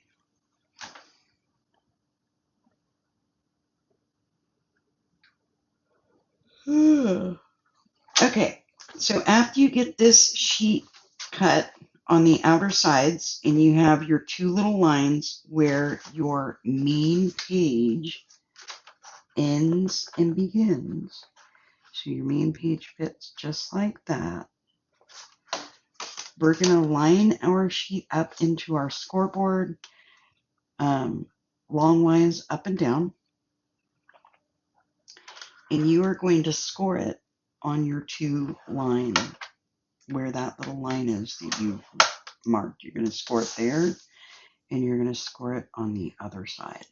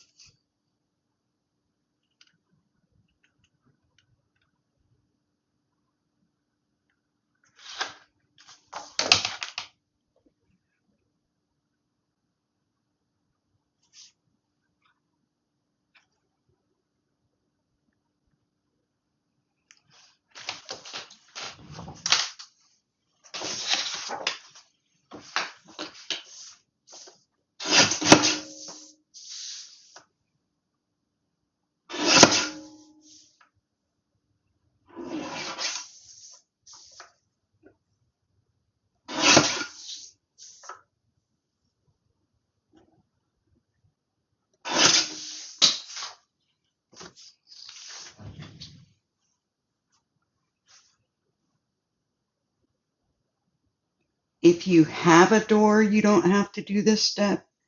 Or if you don't have a door, you don't have to do this step. No, you'll still do this, except you'll do it with decorative paper. So if you don't have a door for this part, just use a piece of decorative paper. If you have a door for this part, if you're doing decorative paper, you want to cut it to the length between one side to the other, and then to your length this way. And if you want a tiny bit of black showing on the edges, cut it down that way. If you're doing a door, if you've already cut your doors into 2 pieces, what you can do is take a ruler, measure from one score line to the next, which should be 5.5, just about. And half of 5.5 is 2 3/4. So you're going to mark this at 2 3/4 right there. That's your middle.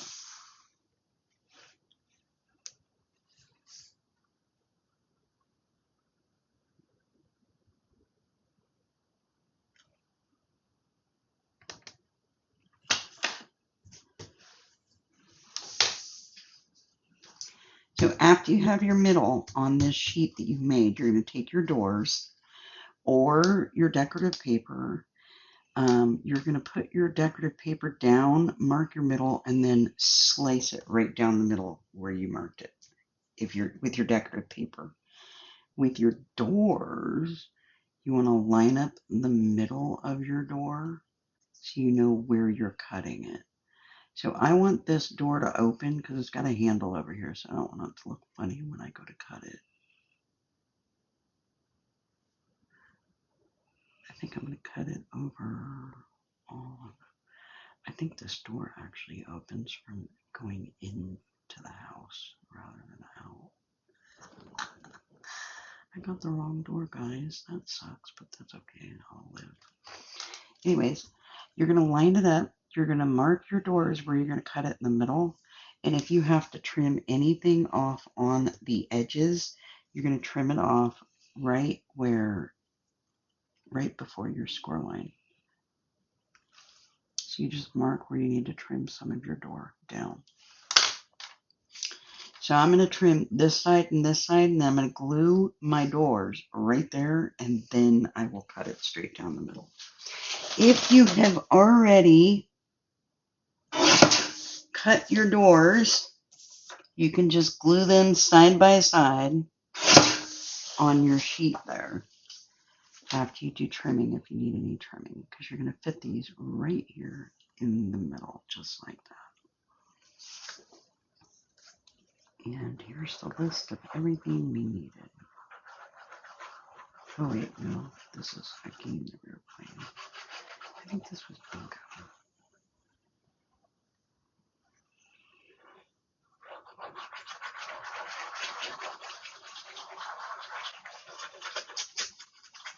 I think it's easier to just glue the picture down and then cut down the center, but just make sure you have it where you want it.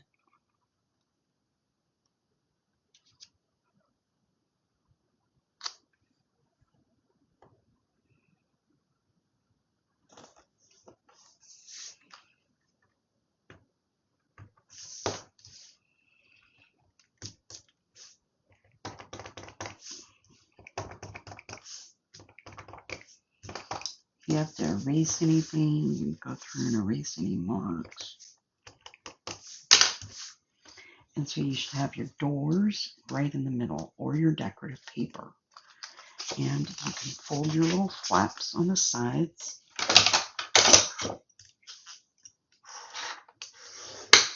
When you fold your flaps on the sides, you want to fold them both directions because we want them pliable. Just really get in there with your bone folder.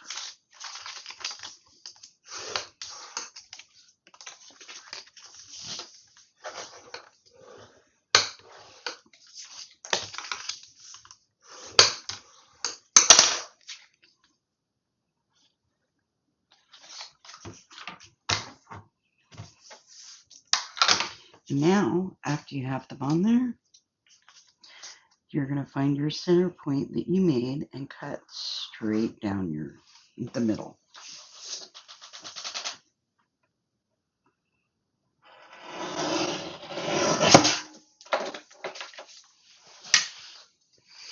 And there you have it. Now you have your two doors that open and close. If you want to muck up the edges to give your doors some definition, you can do that too. I like doing that to the doors just because it kind of, I don't know, gives it a little more definition.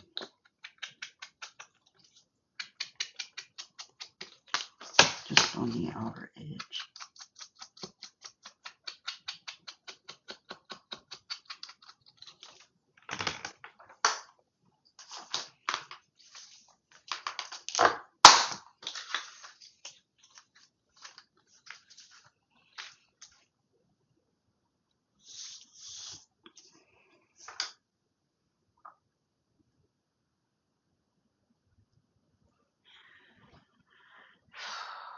Where did my freaking butterfly go? Oh, there it is.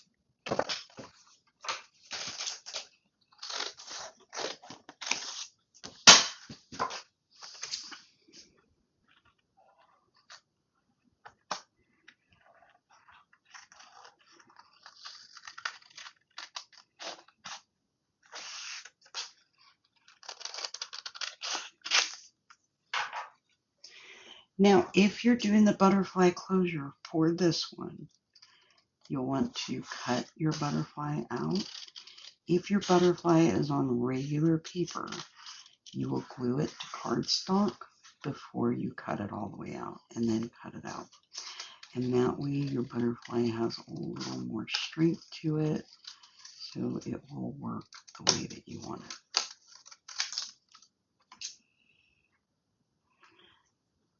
Hey, Alice.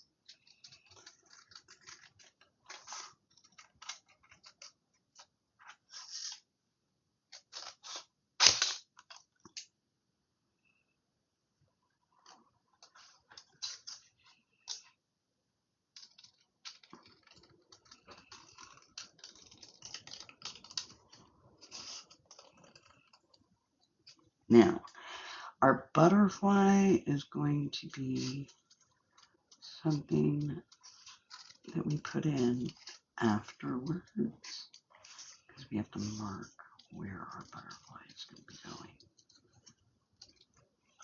But we'll get it there. And I just want to get it all ready.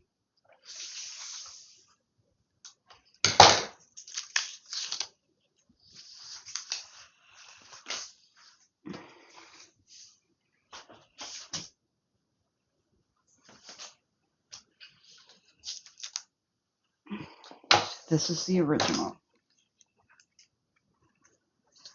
So right now you're doing your doors. And then you're just going to cut your butterfly out and get your butterfly ready.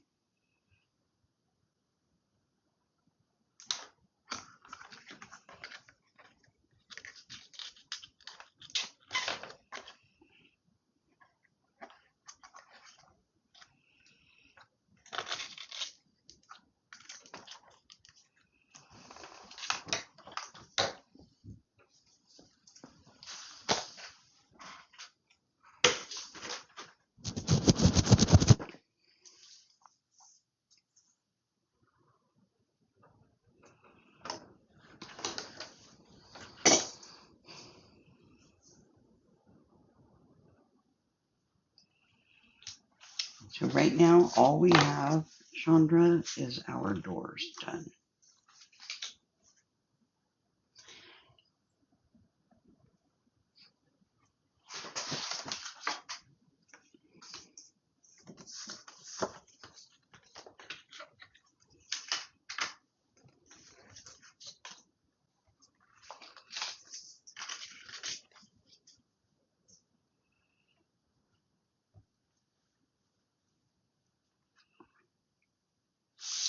So this is our main page that we were measuring from.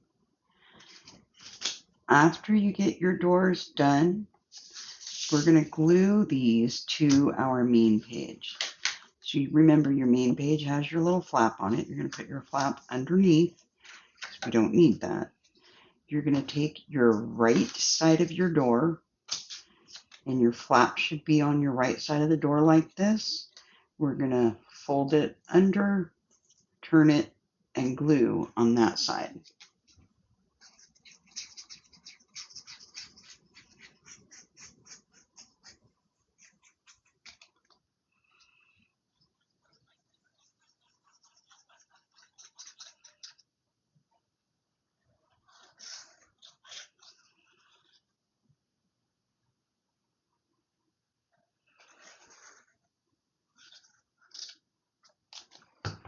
And when you're done gluing that side, you're going to put it on the right side of your sheet of paper. So it's over here.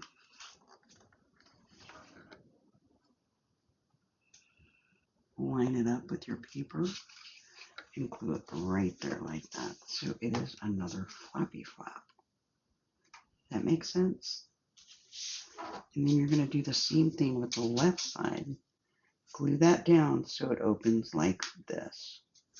So you're going to turn your flap, glue over on this side of your flap.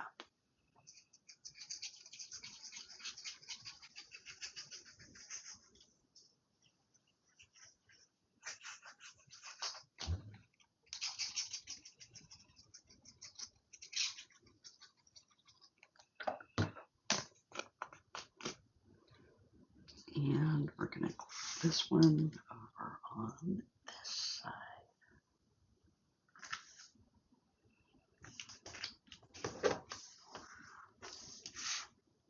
And our doors should line up.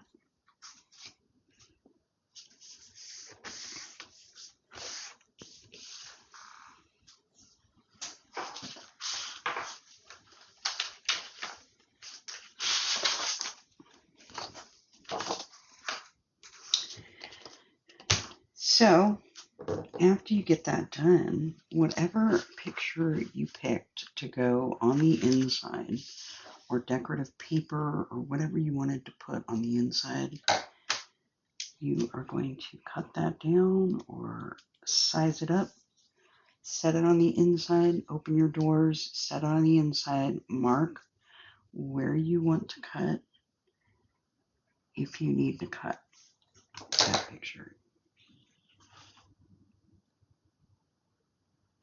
Now you glue your flaps to your page, Ginny. So you're going to have your doors like that. See, the flaps are glued right here, so they open and close. So you have your doors. Hey, Pin, how was your sale yesterday?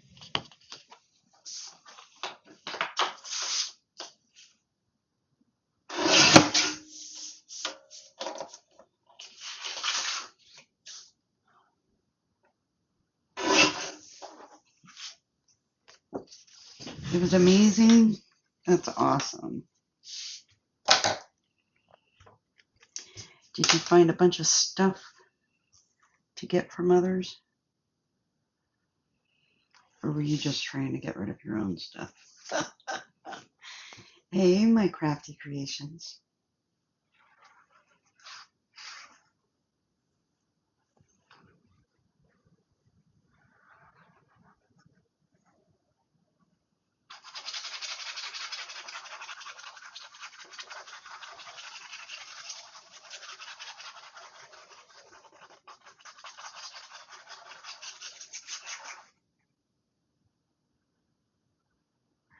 Crap.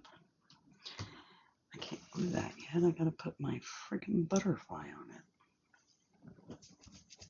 it. Okay. I'm moving ahead too quickly right now.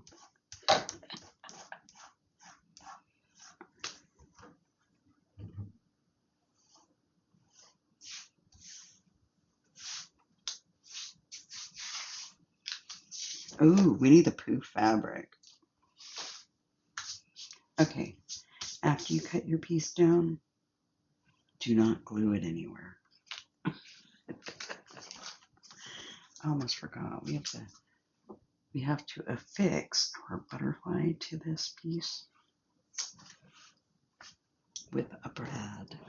What color is mine? Purple. I have a purple.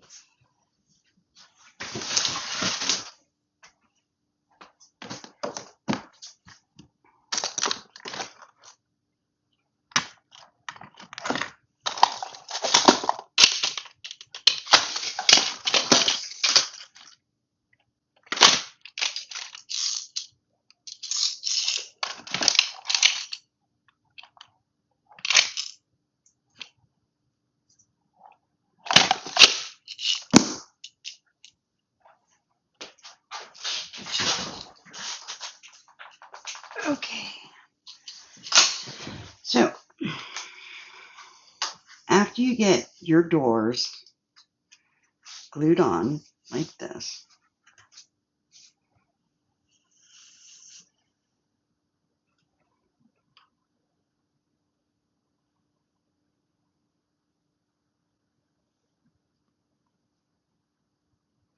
you couldn't find a butterfly, Jenny?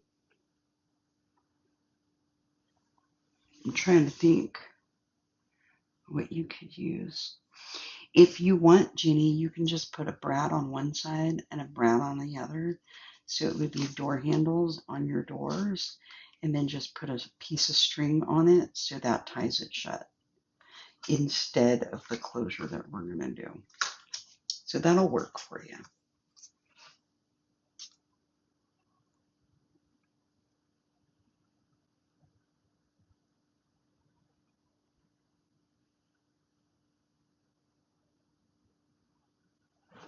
So that'll work.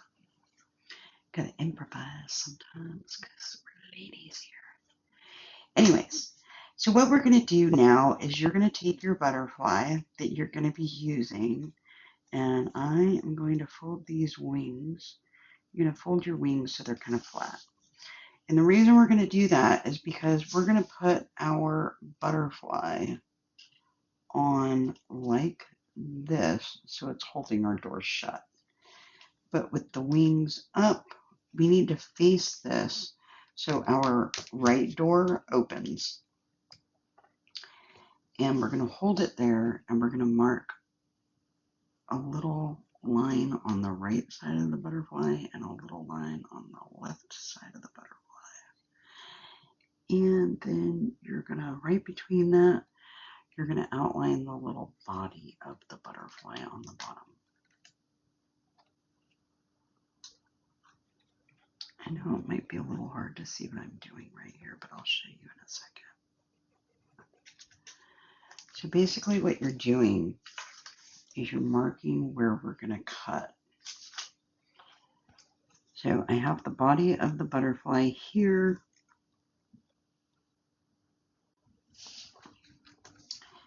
And now I need to mark up here where my butterfly ends, at the top part of the wings up here. So then you know how far up you need to make your little square piece that you're going to be cutting out of your door. Does that make sense? So now when your butterfly wings are up, they come through this door part. And then you would just cut that out. You really don't need to draw the middle of the stuff. That you do afterwards. I was not thinking there. Just want the outside of it.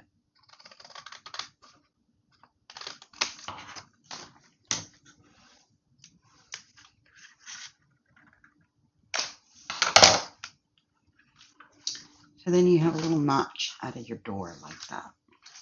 And that is where your butterfly is going to sit. So your door can open and close on your butterfly. And then when you close your butterfly, it closes on your door. So it keeps your door shut.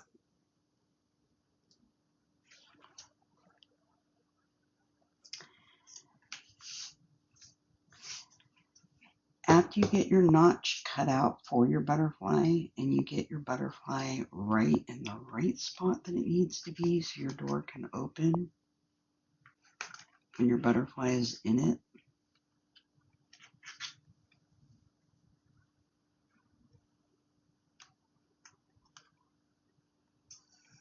you get your butterfly right where it needs to be.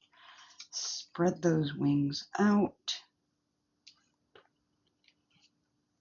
And then you're going to mark right underneath your butterfly, right where you need to attach it, below. So when you open this, you have a little dot on the inside of your page. And I forgot to do that. So before you do that, you want to set the pretty picture that you have on the inside and then close it so you can put that little dot on your pretty picture, because your pretty picture is where you are going to affix your butterfly. Oh my goodness, my brain's not working today. Anyways, your pretty picture, your background paper, whatever you're going to be using in the background is going to be in there. And then you're going to be putting your butterfly here, spreading its wings, and then marking where you're going to be putting that right on your pretty little paper in the background. And that is where you are going to put your butterfly.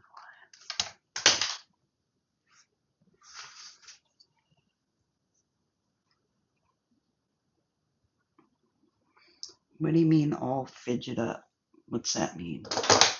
I do not understand the speak. All fidget up. So you take a tiny hole punch, poke a hole right in the middle of your little butterfly right there.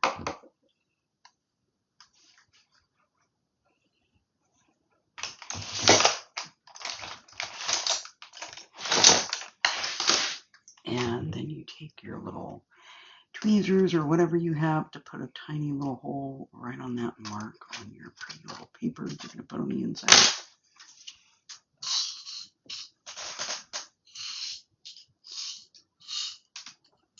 It's all fudged up. That doesn't help me. How is it all fudged up? Fudged up how? Doesn't shut right.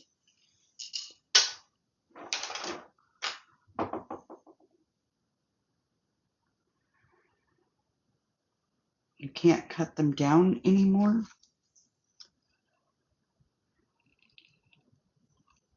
It's okay if one's overlapping the other. It still looks like a door, right? And you're going to put your butterfly right on your pretty little paper.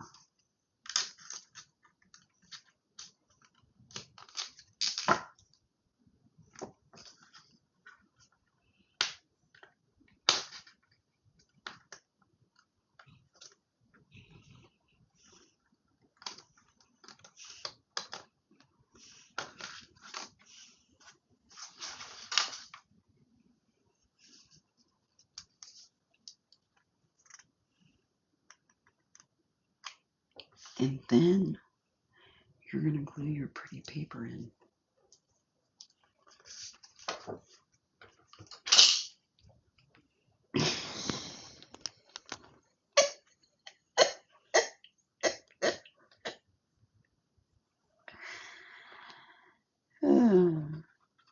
Well, next time,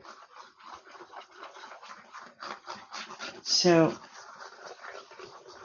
this is the prime example of why I said not to cut the doors into two. You can do it, but I suggest not doing it. Because if you have one door and you got to put it on, it's easy to put it on. You know what I mean?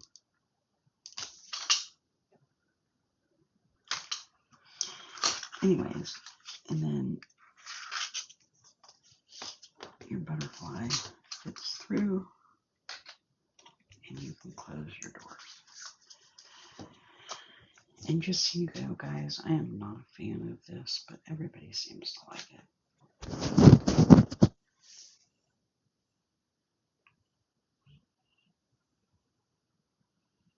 Oh, you made them that way. There ain't going to be a next time.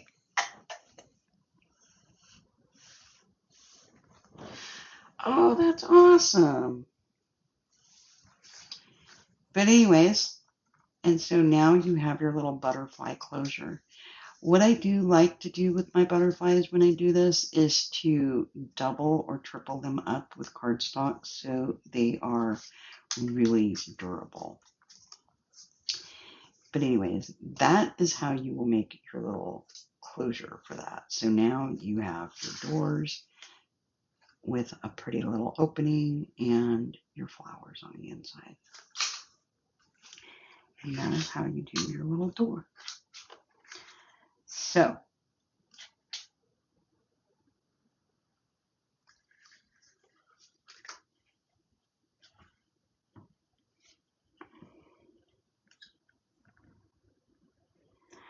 you can glue your butterfly body down to the inside so that way it doesn't swirl around because it's on a brad. So I just do it on the little tail part. I just glue the little tail part down so it kind of stays there.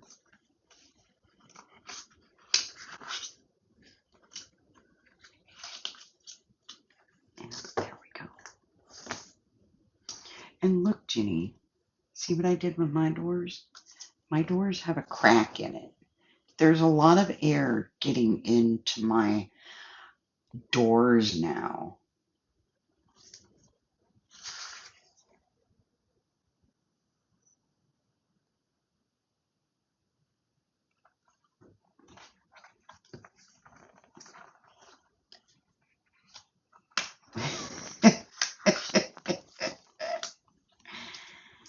But anyways, mine were lining up a second ago. I don't know why they all of a sudden aren't. That's weird.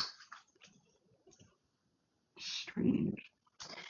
But anyways, so now you've done your doors. So now we can turn this around and do what we're going to do on the other side of this page.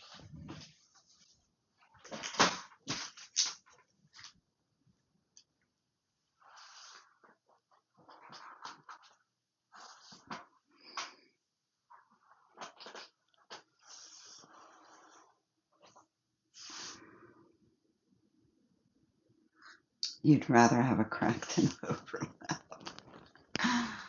Oh, goodness gracious. Oh man, my butterfly is too dang big. Look, it's overlapping on the thing. It's not even supposed to do that.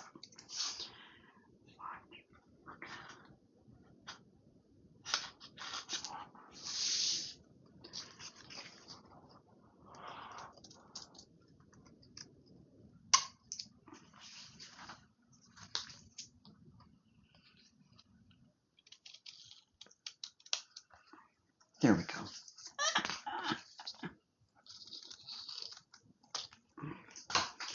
We just cut the wings down a little bit so it doesn't come over the edge. Otherwise, it won't be able to close in my book. But anyways, okay.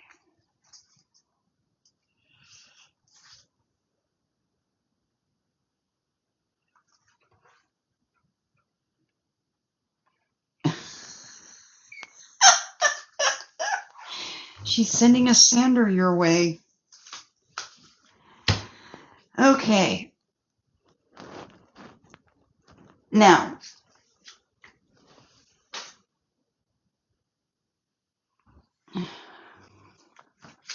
for the next side,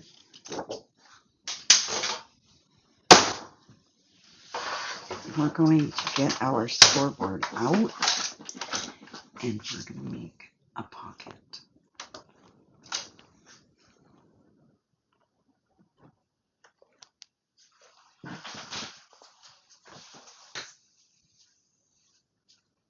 Door winterizing kit.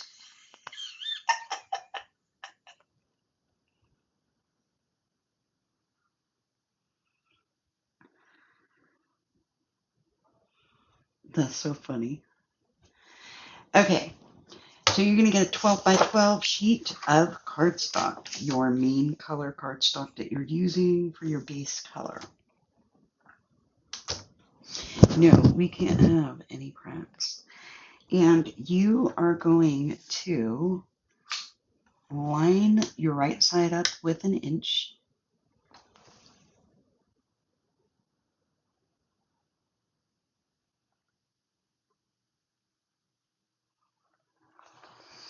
And you're going to go in 1 inch and score.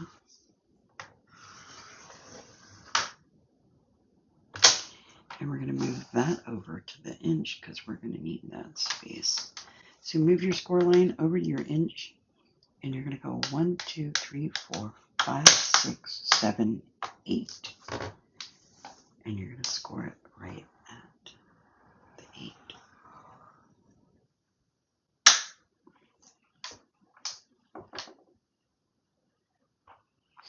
Thanks for the follow, Kaday.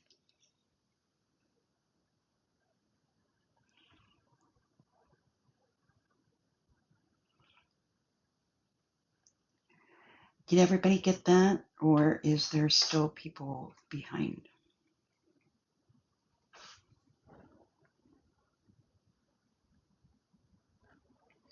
You're going to put your 12 by 12 sheet into your scoreboard. You're going to line it up with an inch on the right side.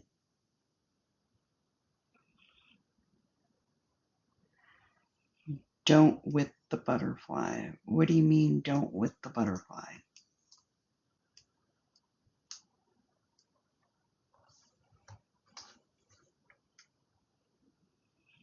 Oh, done with the butterfly.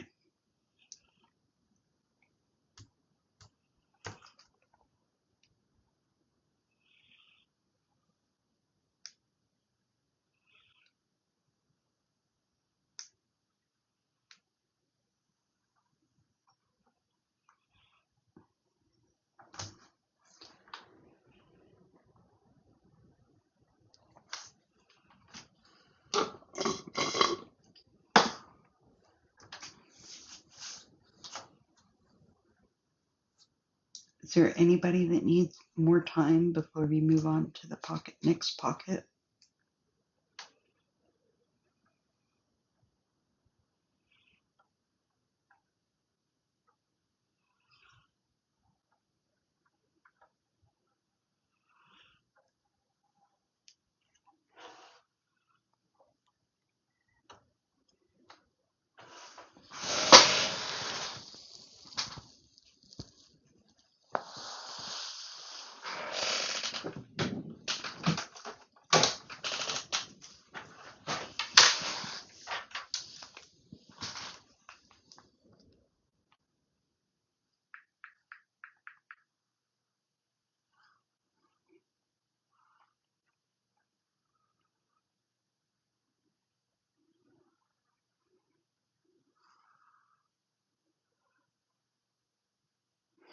Aw, thank you for the corgi.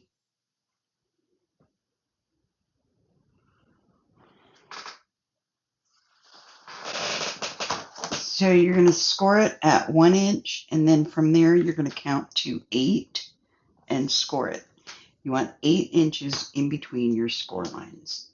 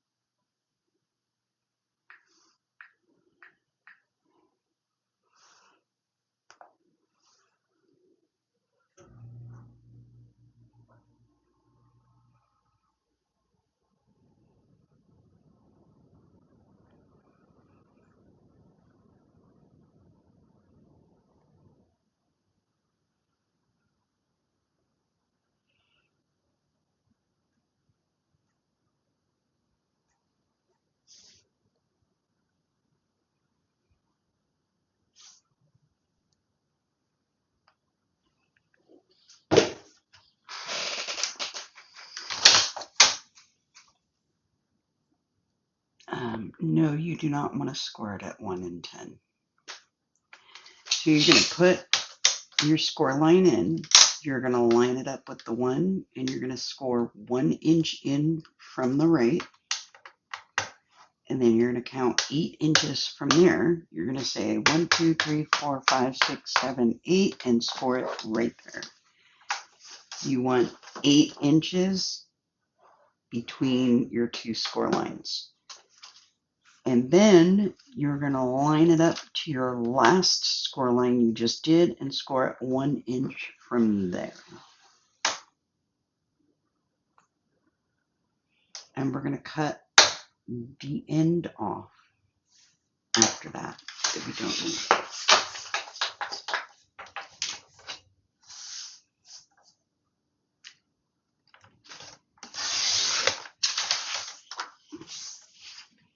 So you want your paper to look like this. You want an inch score over here, an inch score over here, 8 inches in between.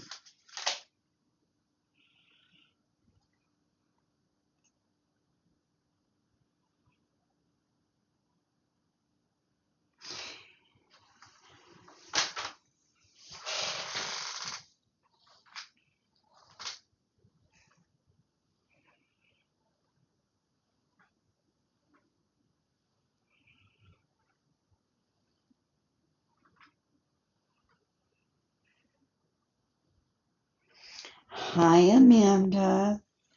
How are you doing?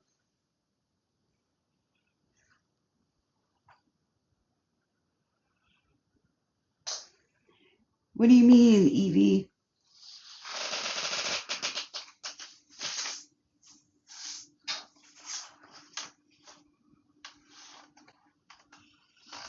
Oh, dance company.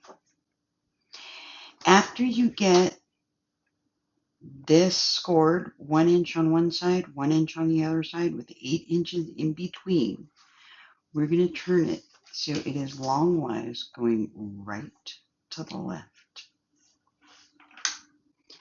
And you're going to line your right side up with an inch. And we're going to go down 1, 2 inches. and we're going to score it at the 2.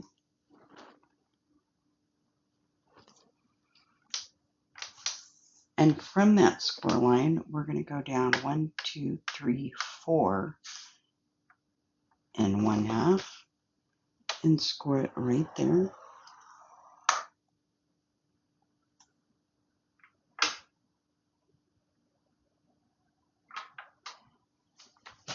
And then we're going to go down 1, 2, 3, 4. Yes, 4 and 1/2. So you're going to score it at 2 inches and then go down 1, 2, 3, 4 and 1/2. And what I like to do is I like to move this up so my last score line is on a inch line so I can count from there. And I can go 1, 2, 3, 4 and 1/4. And then you're going to cut that end off.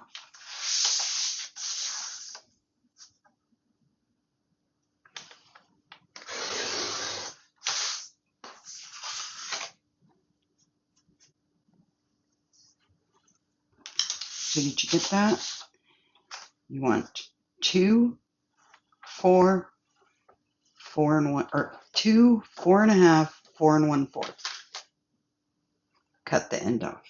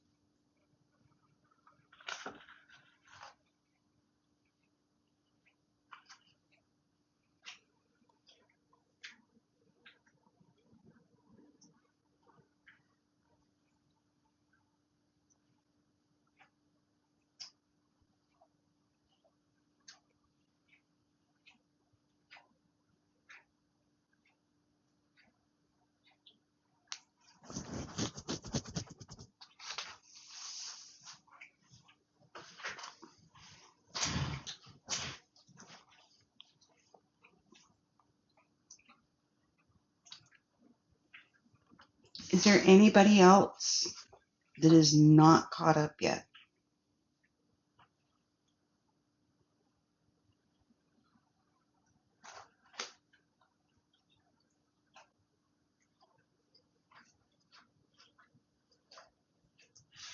Okay, you're going to put your 12 by 12 sheet in.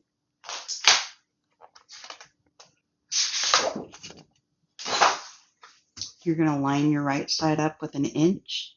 You're going to go in 1 inch. You're going to go from there. Here, we'll do this again.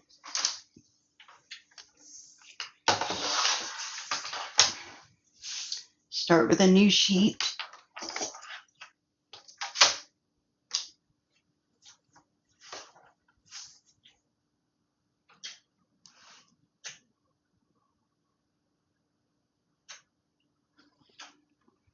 Quit licking.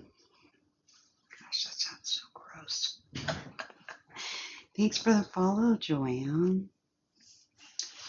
So you're going to place your sheet into your scoreboard. You're going to line your right side up with one of your inches, and you're going to go in from the right 1 inch.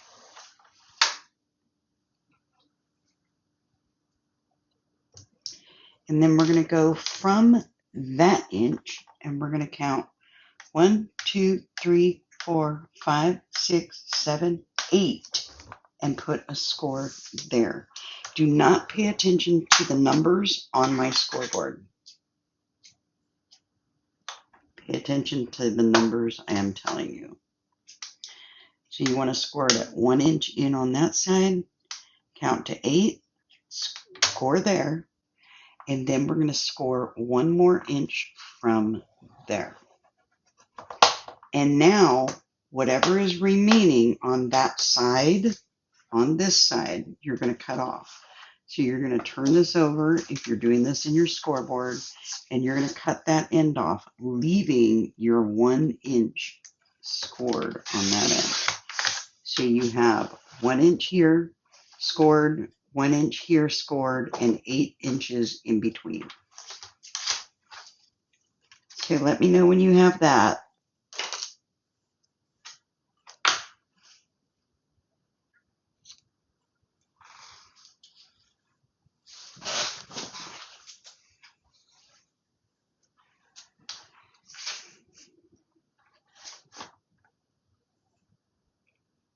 Are you good, Diana? 1 inch on either side, 8 inches in the middle. Now we're going to turn this to the side so it's longwise going right to left. We're going to line it up with the inch, and we're going to go in 2 inches. 1, 2, and score it.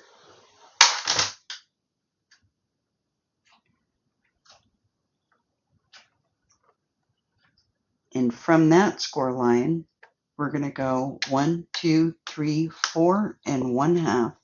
Score it there. And then scoot this up so your last score line is on an inch. Doesn't matter what inch, just on any of the inches so we can count right. And then you're going to go 4 1/4 from there. 1, 2, 3, 4 1/4, and score it there. And then you're going to cut off that end.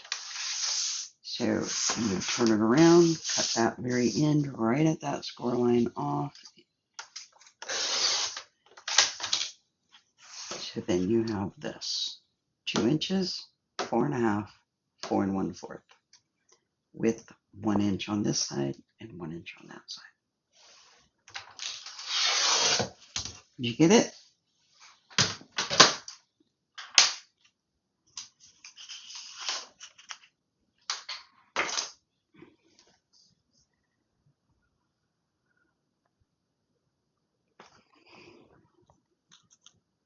Very welcome. Very, very, very, very welcome. Okay, we're going to get our scissors. Now, over here on your right side, your top score line that goes right to left, right below it, we're going to do a little diagonal up to that corner where those score lines meet. And then we're going to go straight up on that score line.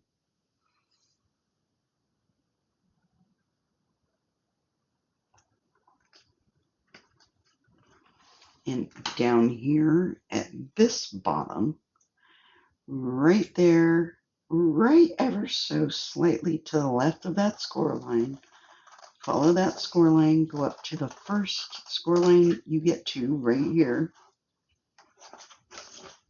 turn, and go diagonal there.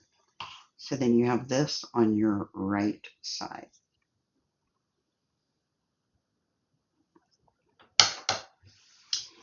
And when you're done with that, we're going to flip this over so you have your other side over here. And we're going to do that same thing.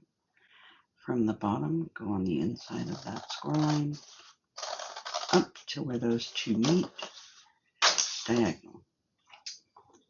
From this side, diagonal to that corner, and then straight up.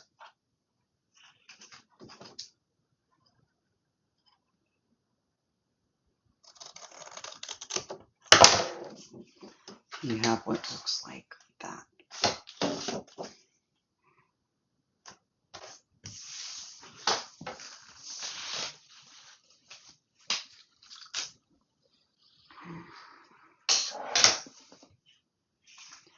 Hey Reagan, thanks for the follow, Crossroads. And now you are going to fold your little score lines. You're going to do that side and this side and the bottom.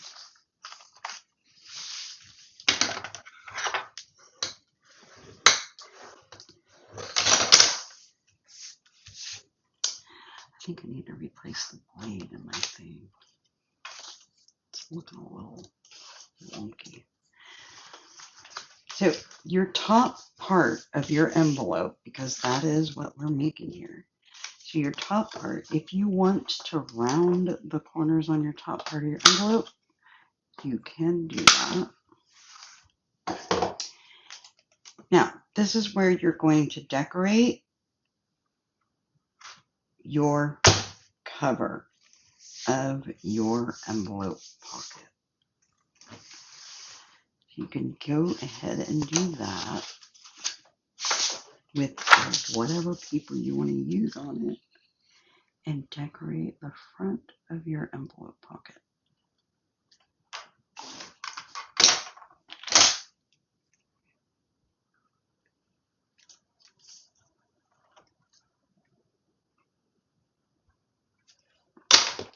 You only need to decorate the front because the back is going to get glued to our page.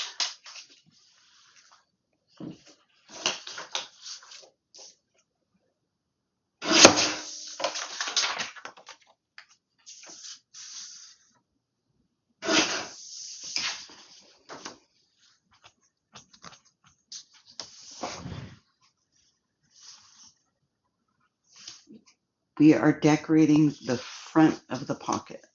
So your pocket is sitting like this, your flap comes over. So you have pushed in your sides, brought up your front, your flap is the shorter section. So we're going to decorate this. So right there, you're just going to fold it like this, open the little flap, and decorate that front right there.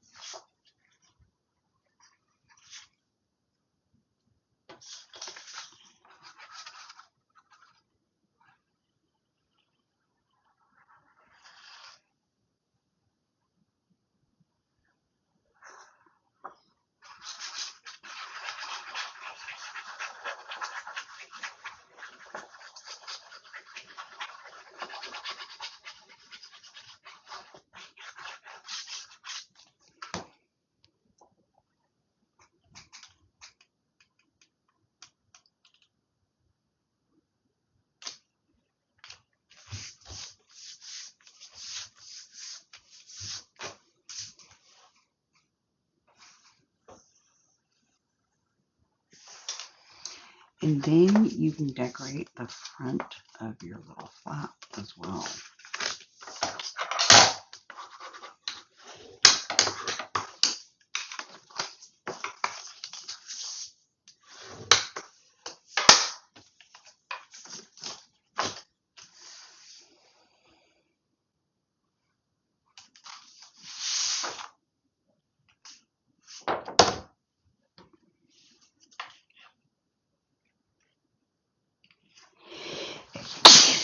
Woo!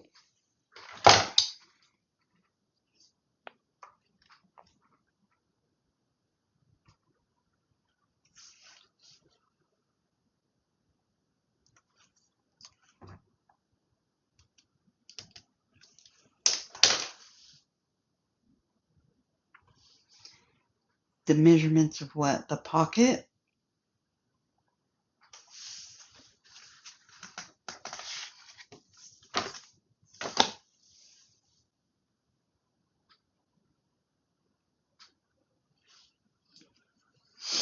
Are we cutting it wrong? Is that what we're doing?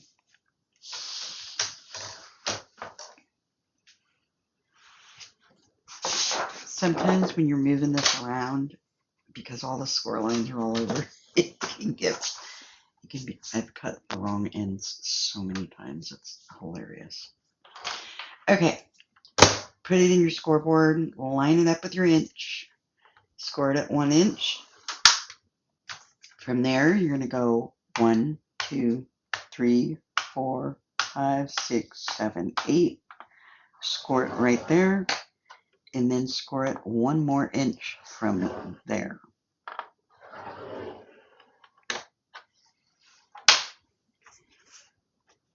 So you're going to have 1 inch, and then you're going to count 8, and then score it at the next score line, and then 1 more inch after that. And you're going to cut that end off that we do not need, that's left over after that inch.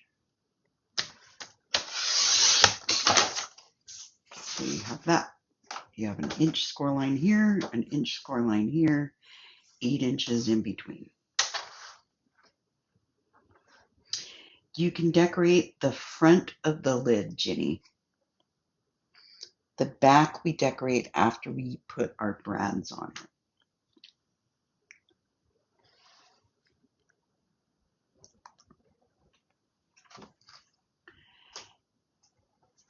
Do you have this part done, Diana?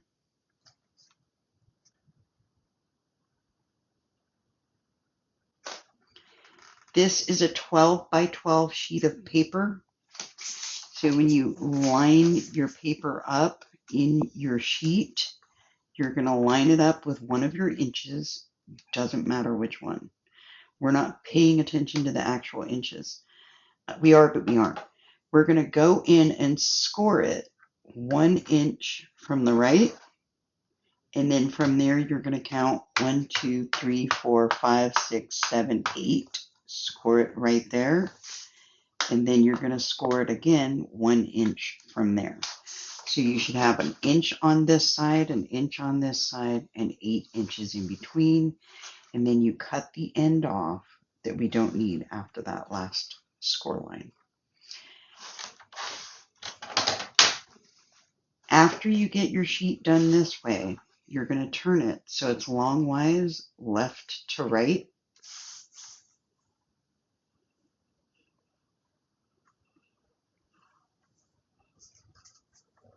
It will be on the YouTube, yes. So you're longwise left to right, and you're going to line it up with one of your inches on your right, and you're going to count 1, 2. You're going to score it 2 inches in, and from that score line, we're going to go 1, 2, 3, 4, and 1/2.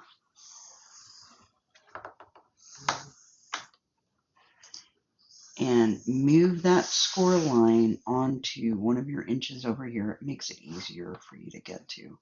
Just put it on one of the inches. Doesn't matter which one.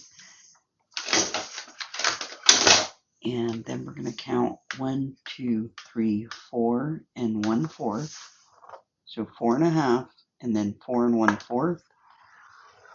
Score there and cut that end off on this side.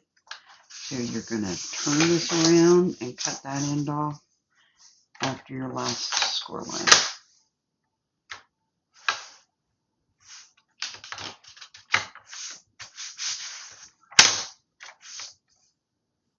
That was weird. Felt like there was something under there.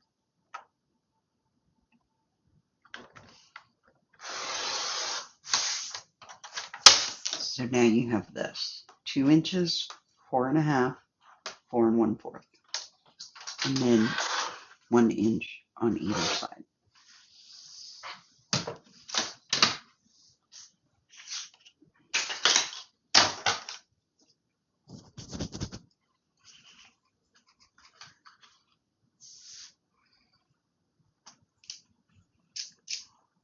Tell me when you're ready to cut, Diana.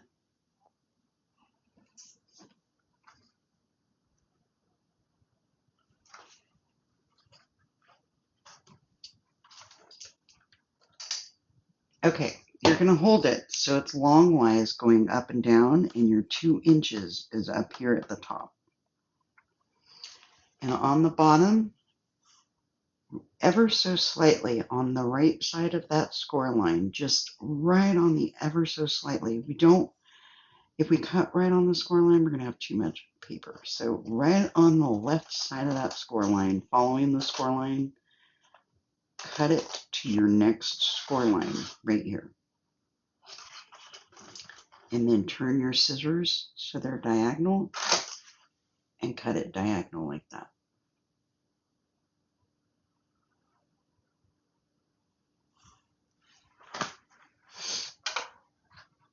And then up here, we're going to do that same thing from this side up to that corner where those two score lines meet. we're going to cut it diagonally to that corner and then go straight up where that score line is. Follow that score line right straight up. So you have that. And you're going to do that same thing on the other side. So if you flip this over this way, we can do that same thing. Start on the bottom, ever so slightly on the other side of that score line, up to the next score line. Turn your scissors and cut diagonal. And then diagonal right here to where your two score lines meet. Turn and go straight up. So you have that. Do you have it?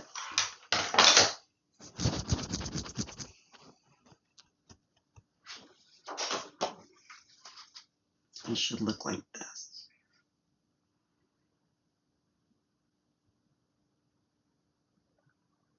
Did you get it?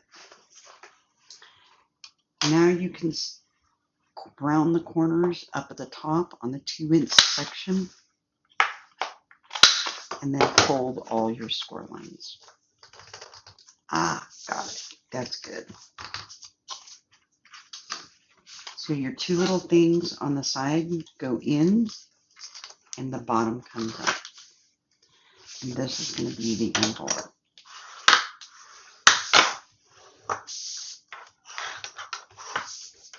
And then your top comes down. And you have your little envelope. And now we're going to decorate it and make this all ready for our book. So then you're just going to lay your paper over the top of this part. You're going to fold it, fold these two ends in. We're not gluing anything yet. Fold your bottom up, and then your top comes down like this. So you're going to decorate the front of this, which will be the front of your pocket. So line your paper up, mark it where you need to cut it, and then glue it. And you're going to bring your lid down, and we're going to do the same thing with the top of the lid. We're not going to decorate the inside of the lid, just the top.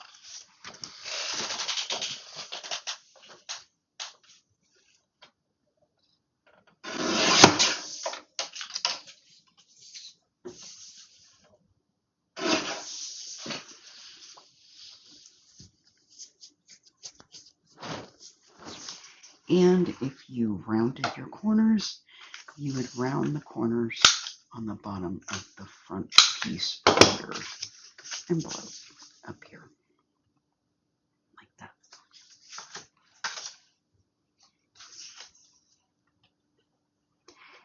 And you would glue that on.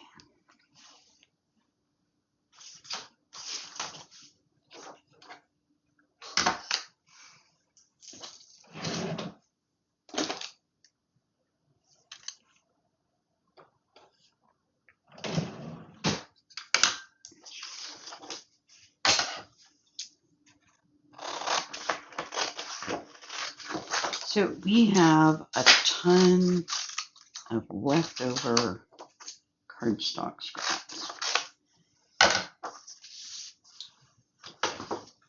When you're done decorating your pocket, you're going to take a small piece of your cardstock scrap and a tiny, hey, there's a magnet inside there. I was looking for that the other day. I found my magnet. You're going to take your tiny hole punch if you have one. If you don't have one, don't worry about it. You can use tweezers. You can put a little hole, one hole there and one hole here.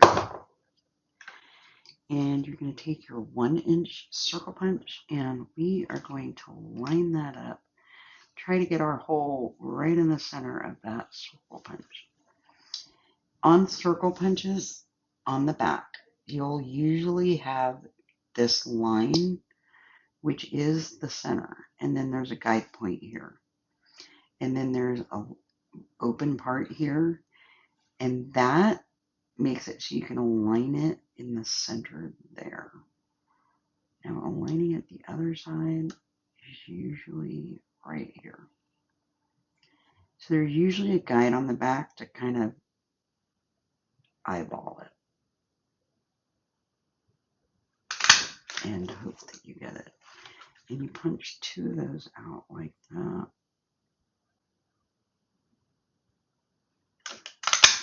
And when you're done with those, we're going to punch 1, 2, 3, 4 more out.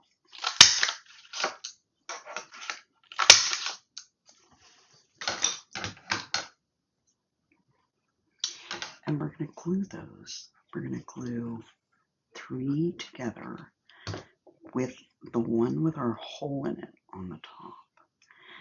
And the reason we do that is because it makes it so we can punch out our hole with our punch with that hole.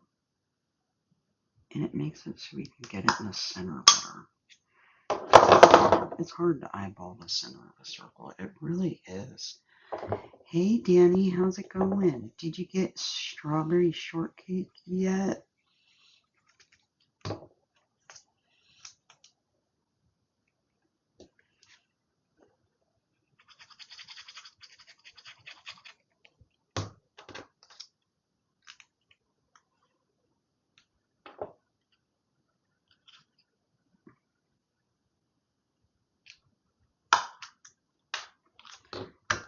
And there we go. We have our 2 discs with our holes in it.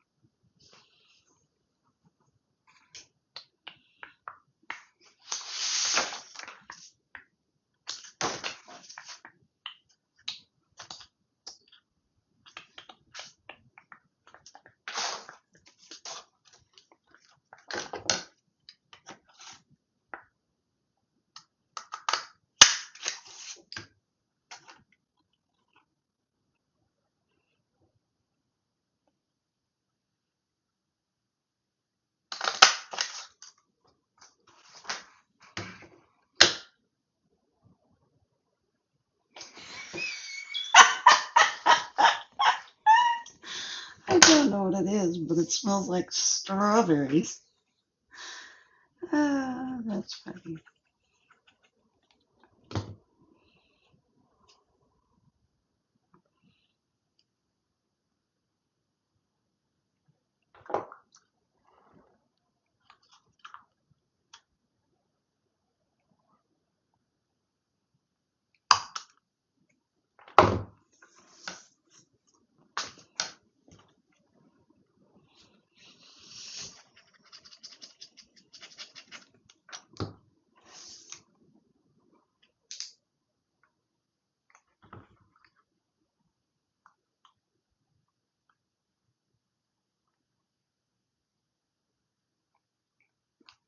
Did you show your sister yet? Is she jealous?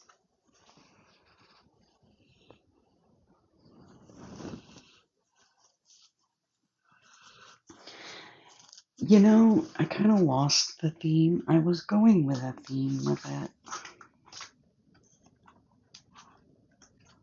When I started this pocket, because I love this pocket and the colors. But I think I've lost the theme because I realized I don't have enough paper to continue the theme.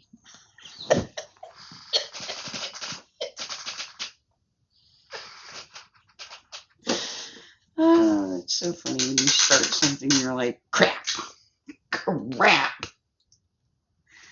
Gothic Circus. Ooh, that's awesome.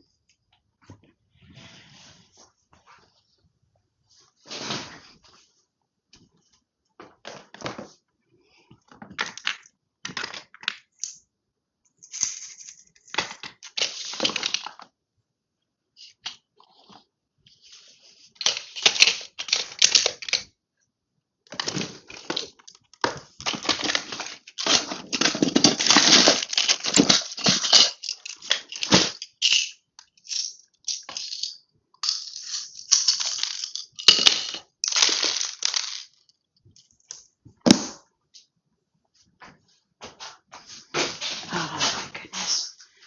I'm starting to think sticking all of my brads, like just pouring them into my brad thing, might actually be easier than sorting through all the freaking little boxes. Which box?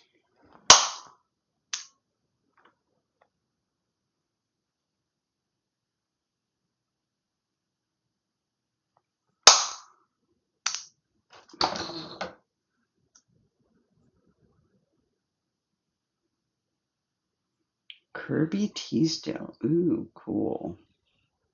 Spring flowers. Okay. So you're going to cut out your disc. And an easy way of cutting out disc is this. Whatever brad you're going to use whatever hole punch you need for that brad. So some brads have a thicker wings on it than others, so it depends on which one you want to use. So you would punch a little hole into your paper. You want 2, and you want them at least 2 inches apart, 3 to be on the safe side. You're going to take your 1-inch hole punch and you're going to line that hole right into the middle of your hole punch and punch that out. And you're going to do that to both of them. And then you're going to punch out 4 more circles.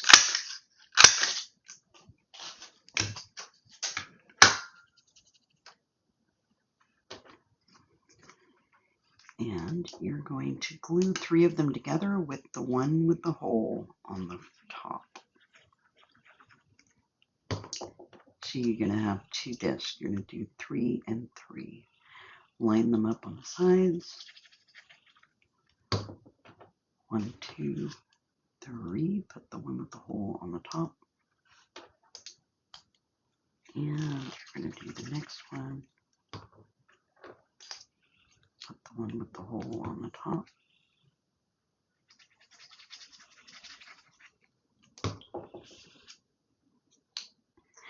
And now, if you want to decorate the top of yours with a color, you would punch out one of your circles with that. And then you're going to glue the decorative one on the opposite side without the hole. So glue it on that side. And then after you glue your decorative paper on, if you're going to use decorative paper, you would turn it around, use your hole punch, and use that hole as a guide of where to punch your hole out. So then you have your hole in the center. So you would decorate that side and then turn it around and punch out the hole on the other side like that.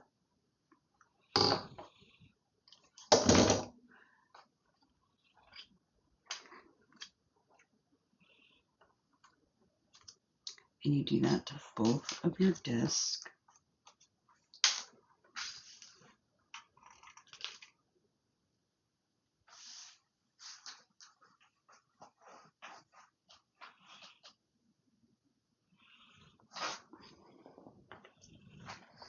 After you get your discs done, you're going to put them, one second, I screwed this one up.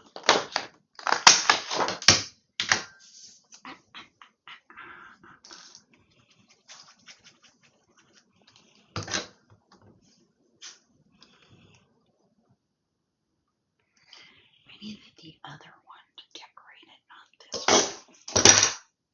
So funny. I'm not paying attention to my own work here. Too busy explaining. Okay. After you get them decorated, you're going to put your little disc on your envelope. You're going to line it up in the middle where you want it on your envelope. And we're going to make a little mark right there at the top where we're going to punch our little hole. And you're going to keep that there and line the bottom one up with that top one down here on the bottom. And you don't want them overlapping your flap, the lid. And then you're going to make a mark down there where you're going to punch that hole out. Hey Alex, it's going great. You're going to come in on the top, punch your hole out on the top, and because most hole punches can't reach that bottom, we're going to take our tweezers and poke a hole out right there where we made our mark there. And that is where you're going to put your brad in and put that down here. Open this up, spread the wings, put some washi tape over the wings on this side because we don't want anything catching on our pocket or catching onto our stuff we're going to tuck into our pocket. So I'm going to cover that with washi tape.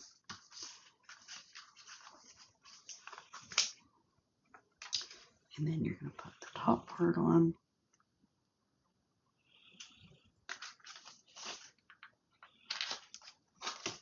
And we're going to spread those wings. Now, you can leave the inside like this with your wings open. It's not going to hurt anything. Or when we're done doing this book, you can decorate the inside. We're not doing that right now because of time constraints. So now you would get a string.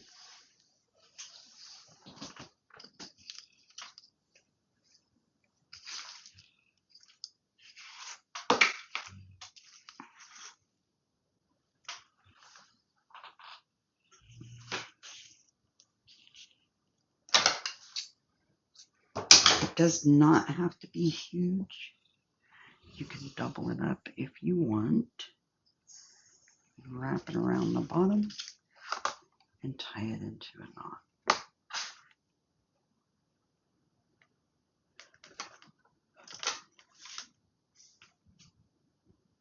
And you would tie it twice so it knots.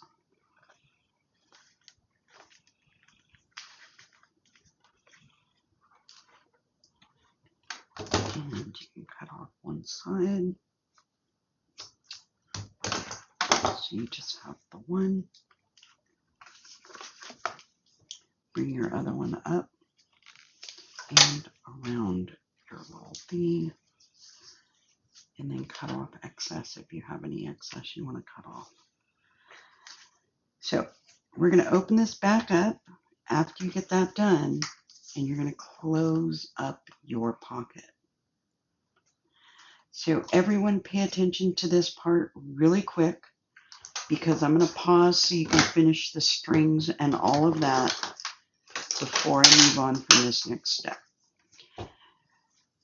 When you close your pocket, you are going to close your two flaps to the inside, put glue on your flap,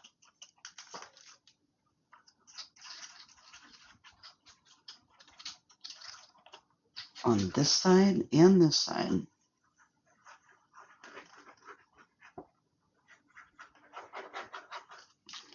And then you're going to close this on top of your flaps. And you have just made yourself a super adorable little pocket. So Now you can finish doing your string and all of those little thingies and glue your pocket shut.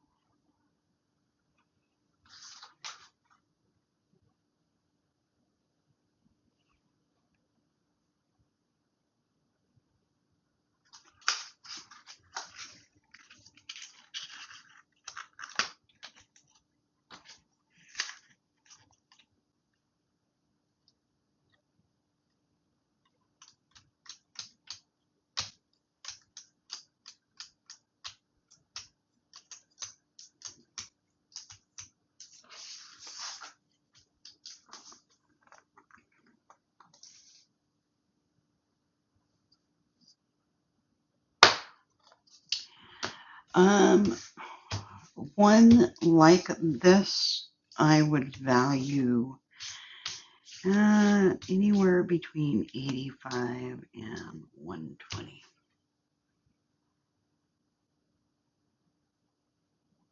Thanks for the follow, Sharon. Thanks for the follow, Joanne. Thanks for the follow, Daisy.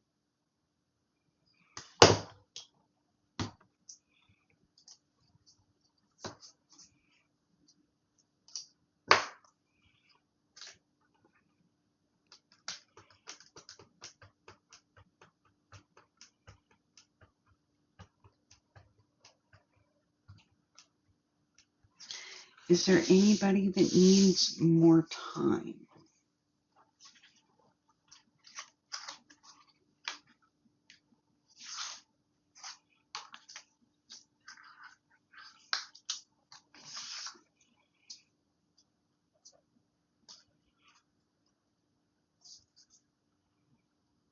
So after you do that, you're going to take, hey Joanne, you're going to take your page with your door on it. We're going to flip this over, lay it down, and our pocket is going to sit up towards the top of the page, which leaves a good ½ inch down here. If you would like, before we glue this on, to put a small sheet down here to cover that little section, so you'd have a pretty little color there, you can certainly do that. I think I'm going to cover it with this. You just cut that little thing down to 8 by 2.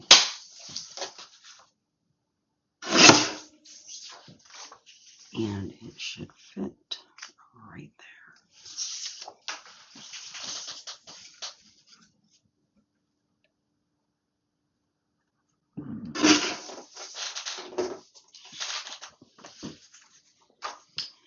And you glue that down first, so you have a little decorative piece down there instead of just black or whatever color you used for your thing.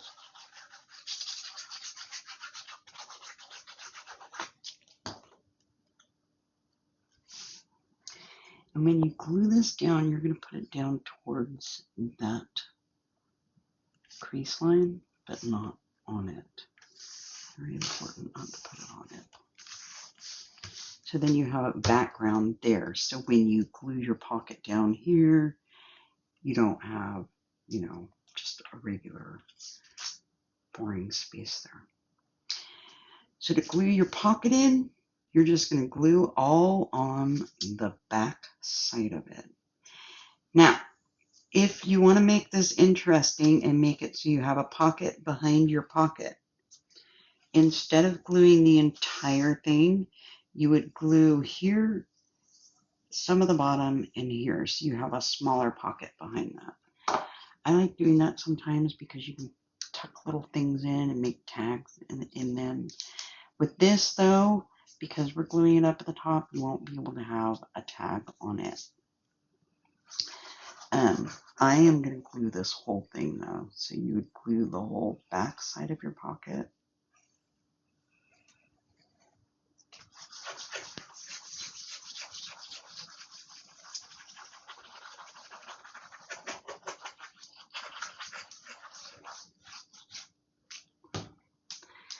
And you would line that up with the page and put it right there.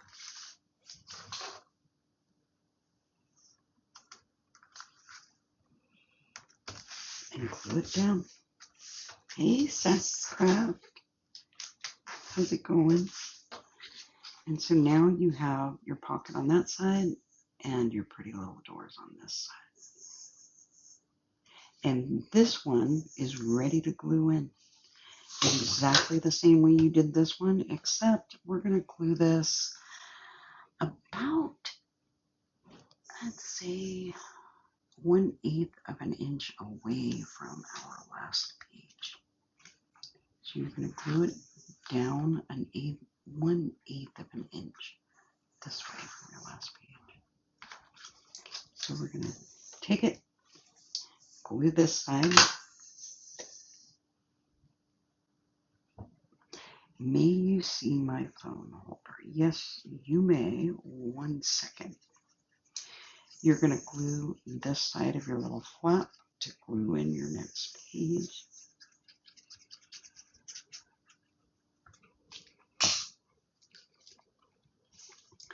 And we're going to line that up with our last page. And we're going to make sure it's about 1/16 of an inch away from the page in front of it. Put that right there like that.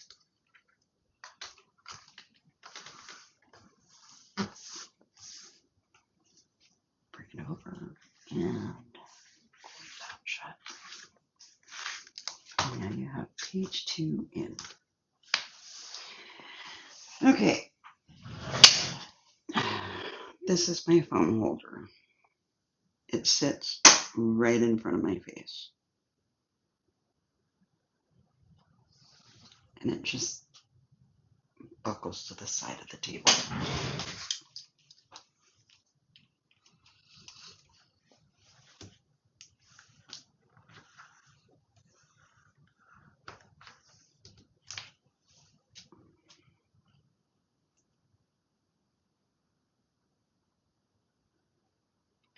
How can I see? Here, I'll grab my other phone and show you.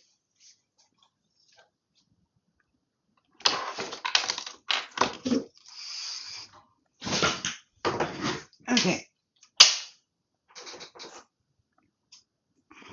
Hold on. You're going to see nothing for a second. It's going to go black. Okay. So I have all of this space. So when I'm sitting in front, this is what I see. So my head's like right here. Does that make sense? So I'm not actually sitting like this, even though it is in front of my face. It's kind of like to the right of my face.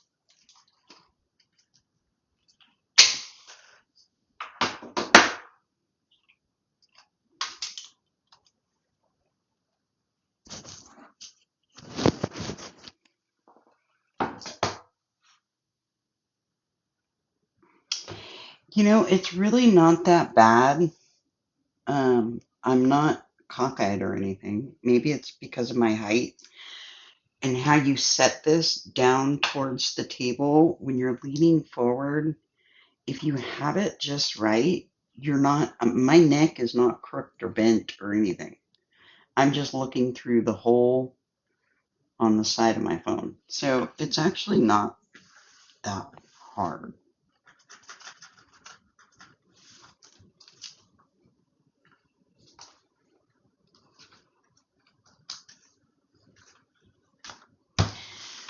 Okay, now we go on to page 3.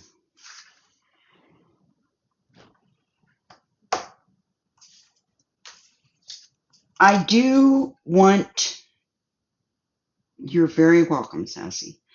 I do want everybody's honest opinion that is here to do this project.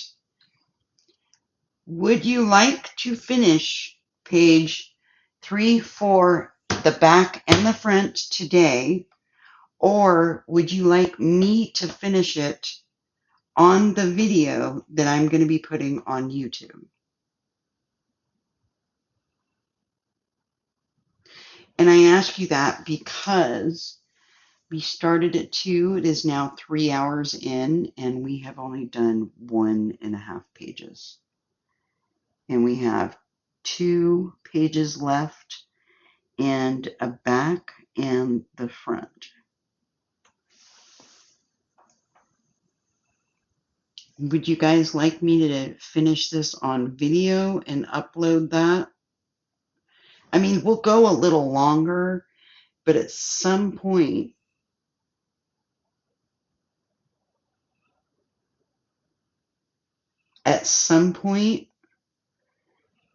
people need to eat and all of that. It's already 5:18 my time. So that's why I'm just saying that. Yeah, you can stop it and rewatch it and rewind it and all of that. I mean, I love doing live videos or live tutorials, don't get me wrong. It's just, I think this one was a bit adventurous because it's a lot more intricate. It has a lot more going on with it than just, like a regular journal or something easier to do.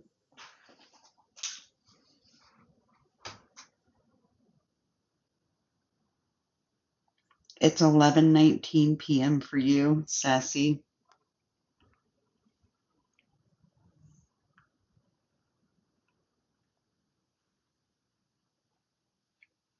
Well, I like doing this, Meg. It's fun. I love playing with paper. But I did pick a rather adventurous thing to make for a live tutorial, I think. At least that's what a lot of people have told me. Oh, that was pretty.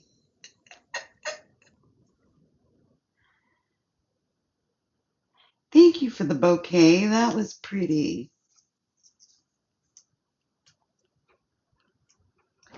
Exactly, Ginny, because it's got a lot of, you know what I mean? You're not just folding a bunch of pages and sticking them inside of each other. You're doing a lot of more intricate work. So it's like the next, where is it? And the reason I say that is this. So this is the one we just finished there. I did do it a little different. But next is this pocket with a pullout and this. And I'm thinking about the pullout and this. This right here would probably, just this pocket, the front and back, would probably take 2 hours. And it's already 5. So that would put us at 7. And then we have this pocket. This pocket is actually 1, 2, 3, 4 pockets on top of each other. And then this pocket back here.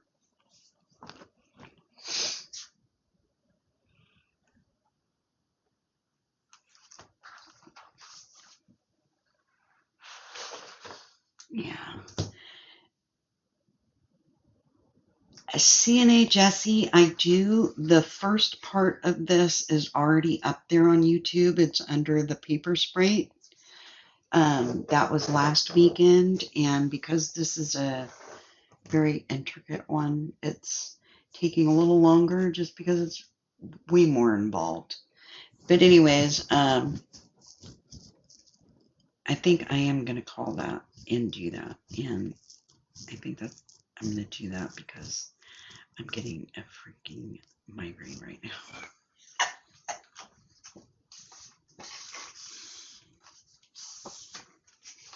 You're welcome, Jesse.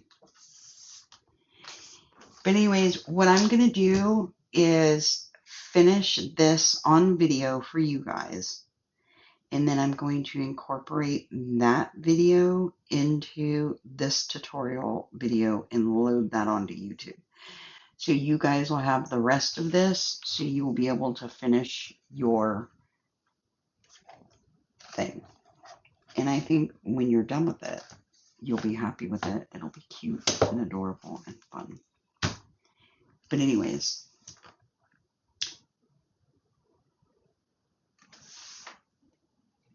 You're very welcome, Diana. 3, 4, 5, 5.5 hours. So I think, thank you, Meg. So I think I'm going to finish this up.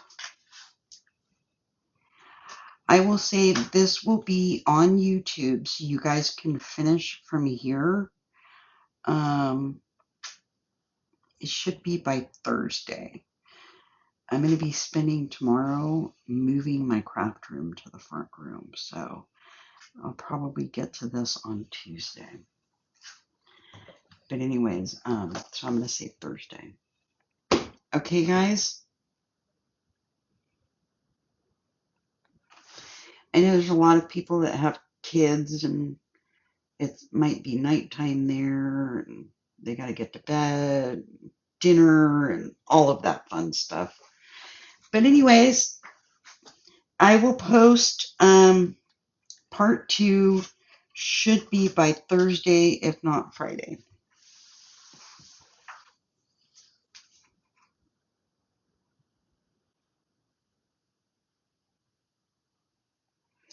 Why not, Suzanne?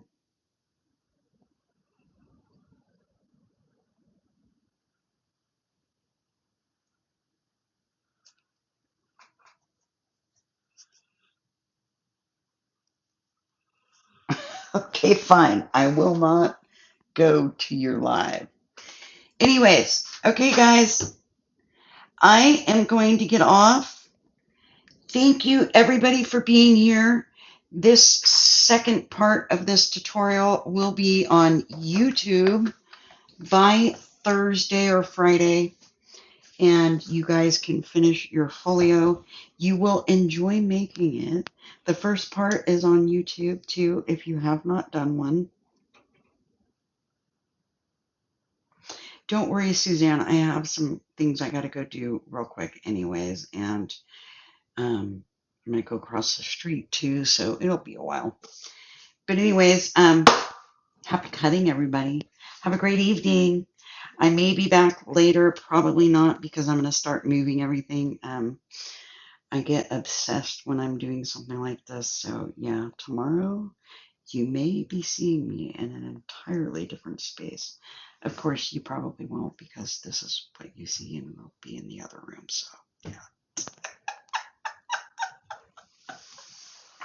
you'll be learning more, Chandra, because I'll be uploading it. But anyways, thank you for being here, guys. Toodles. Okay, guys, I have bad news on your folio, but not bad news. So, when I went to record doing these last 2 pages and the pencil holder, this back, and the front, I had the video in my phone, and every week I go through and clean everything out of my phone and delete it. And I accidentally deleted that particular video to go with your YouTube video that I am downloading now. Anyways, and then I went into my deleted files and deleted the deleted photos and videos. So I no longer have that. So I have to redo that. I am going to be doing that as a separate video with this. So look for Folio Part 3. I will be downloading that and doing that for you probably Sunday, I'm guessing. So watch for that. It'll be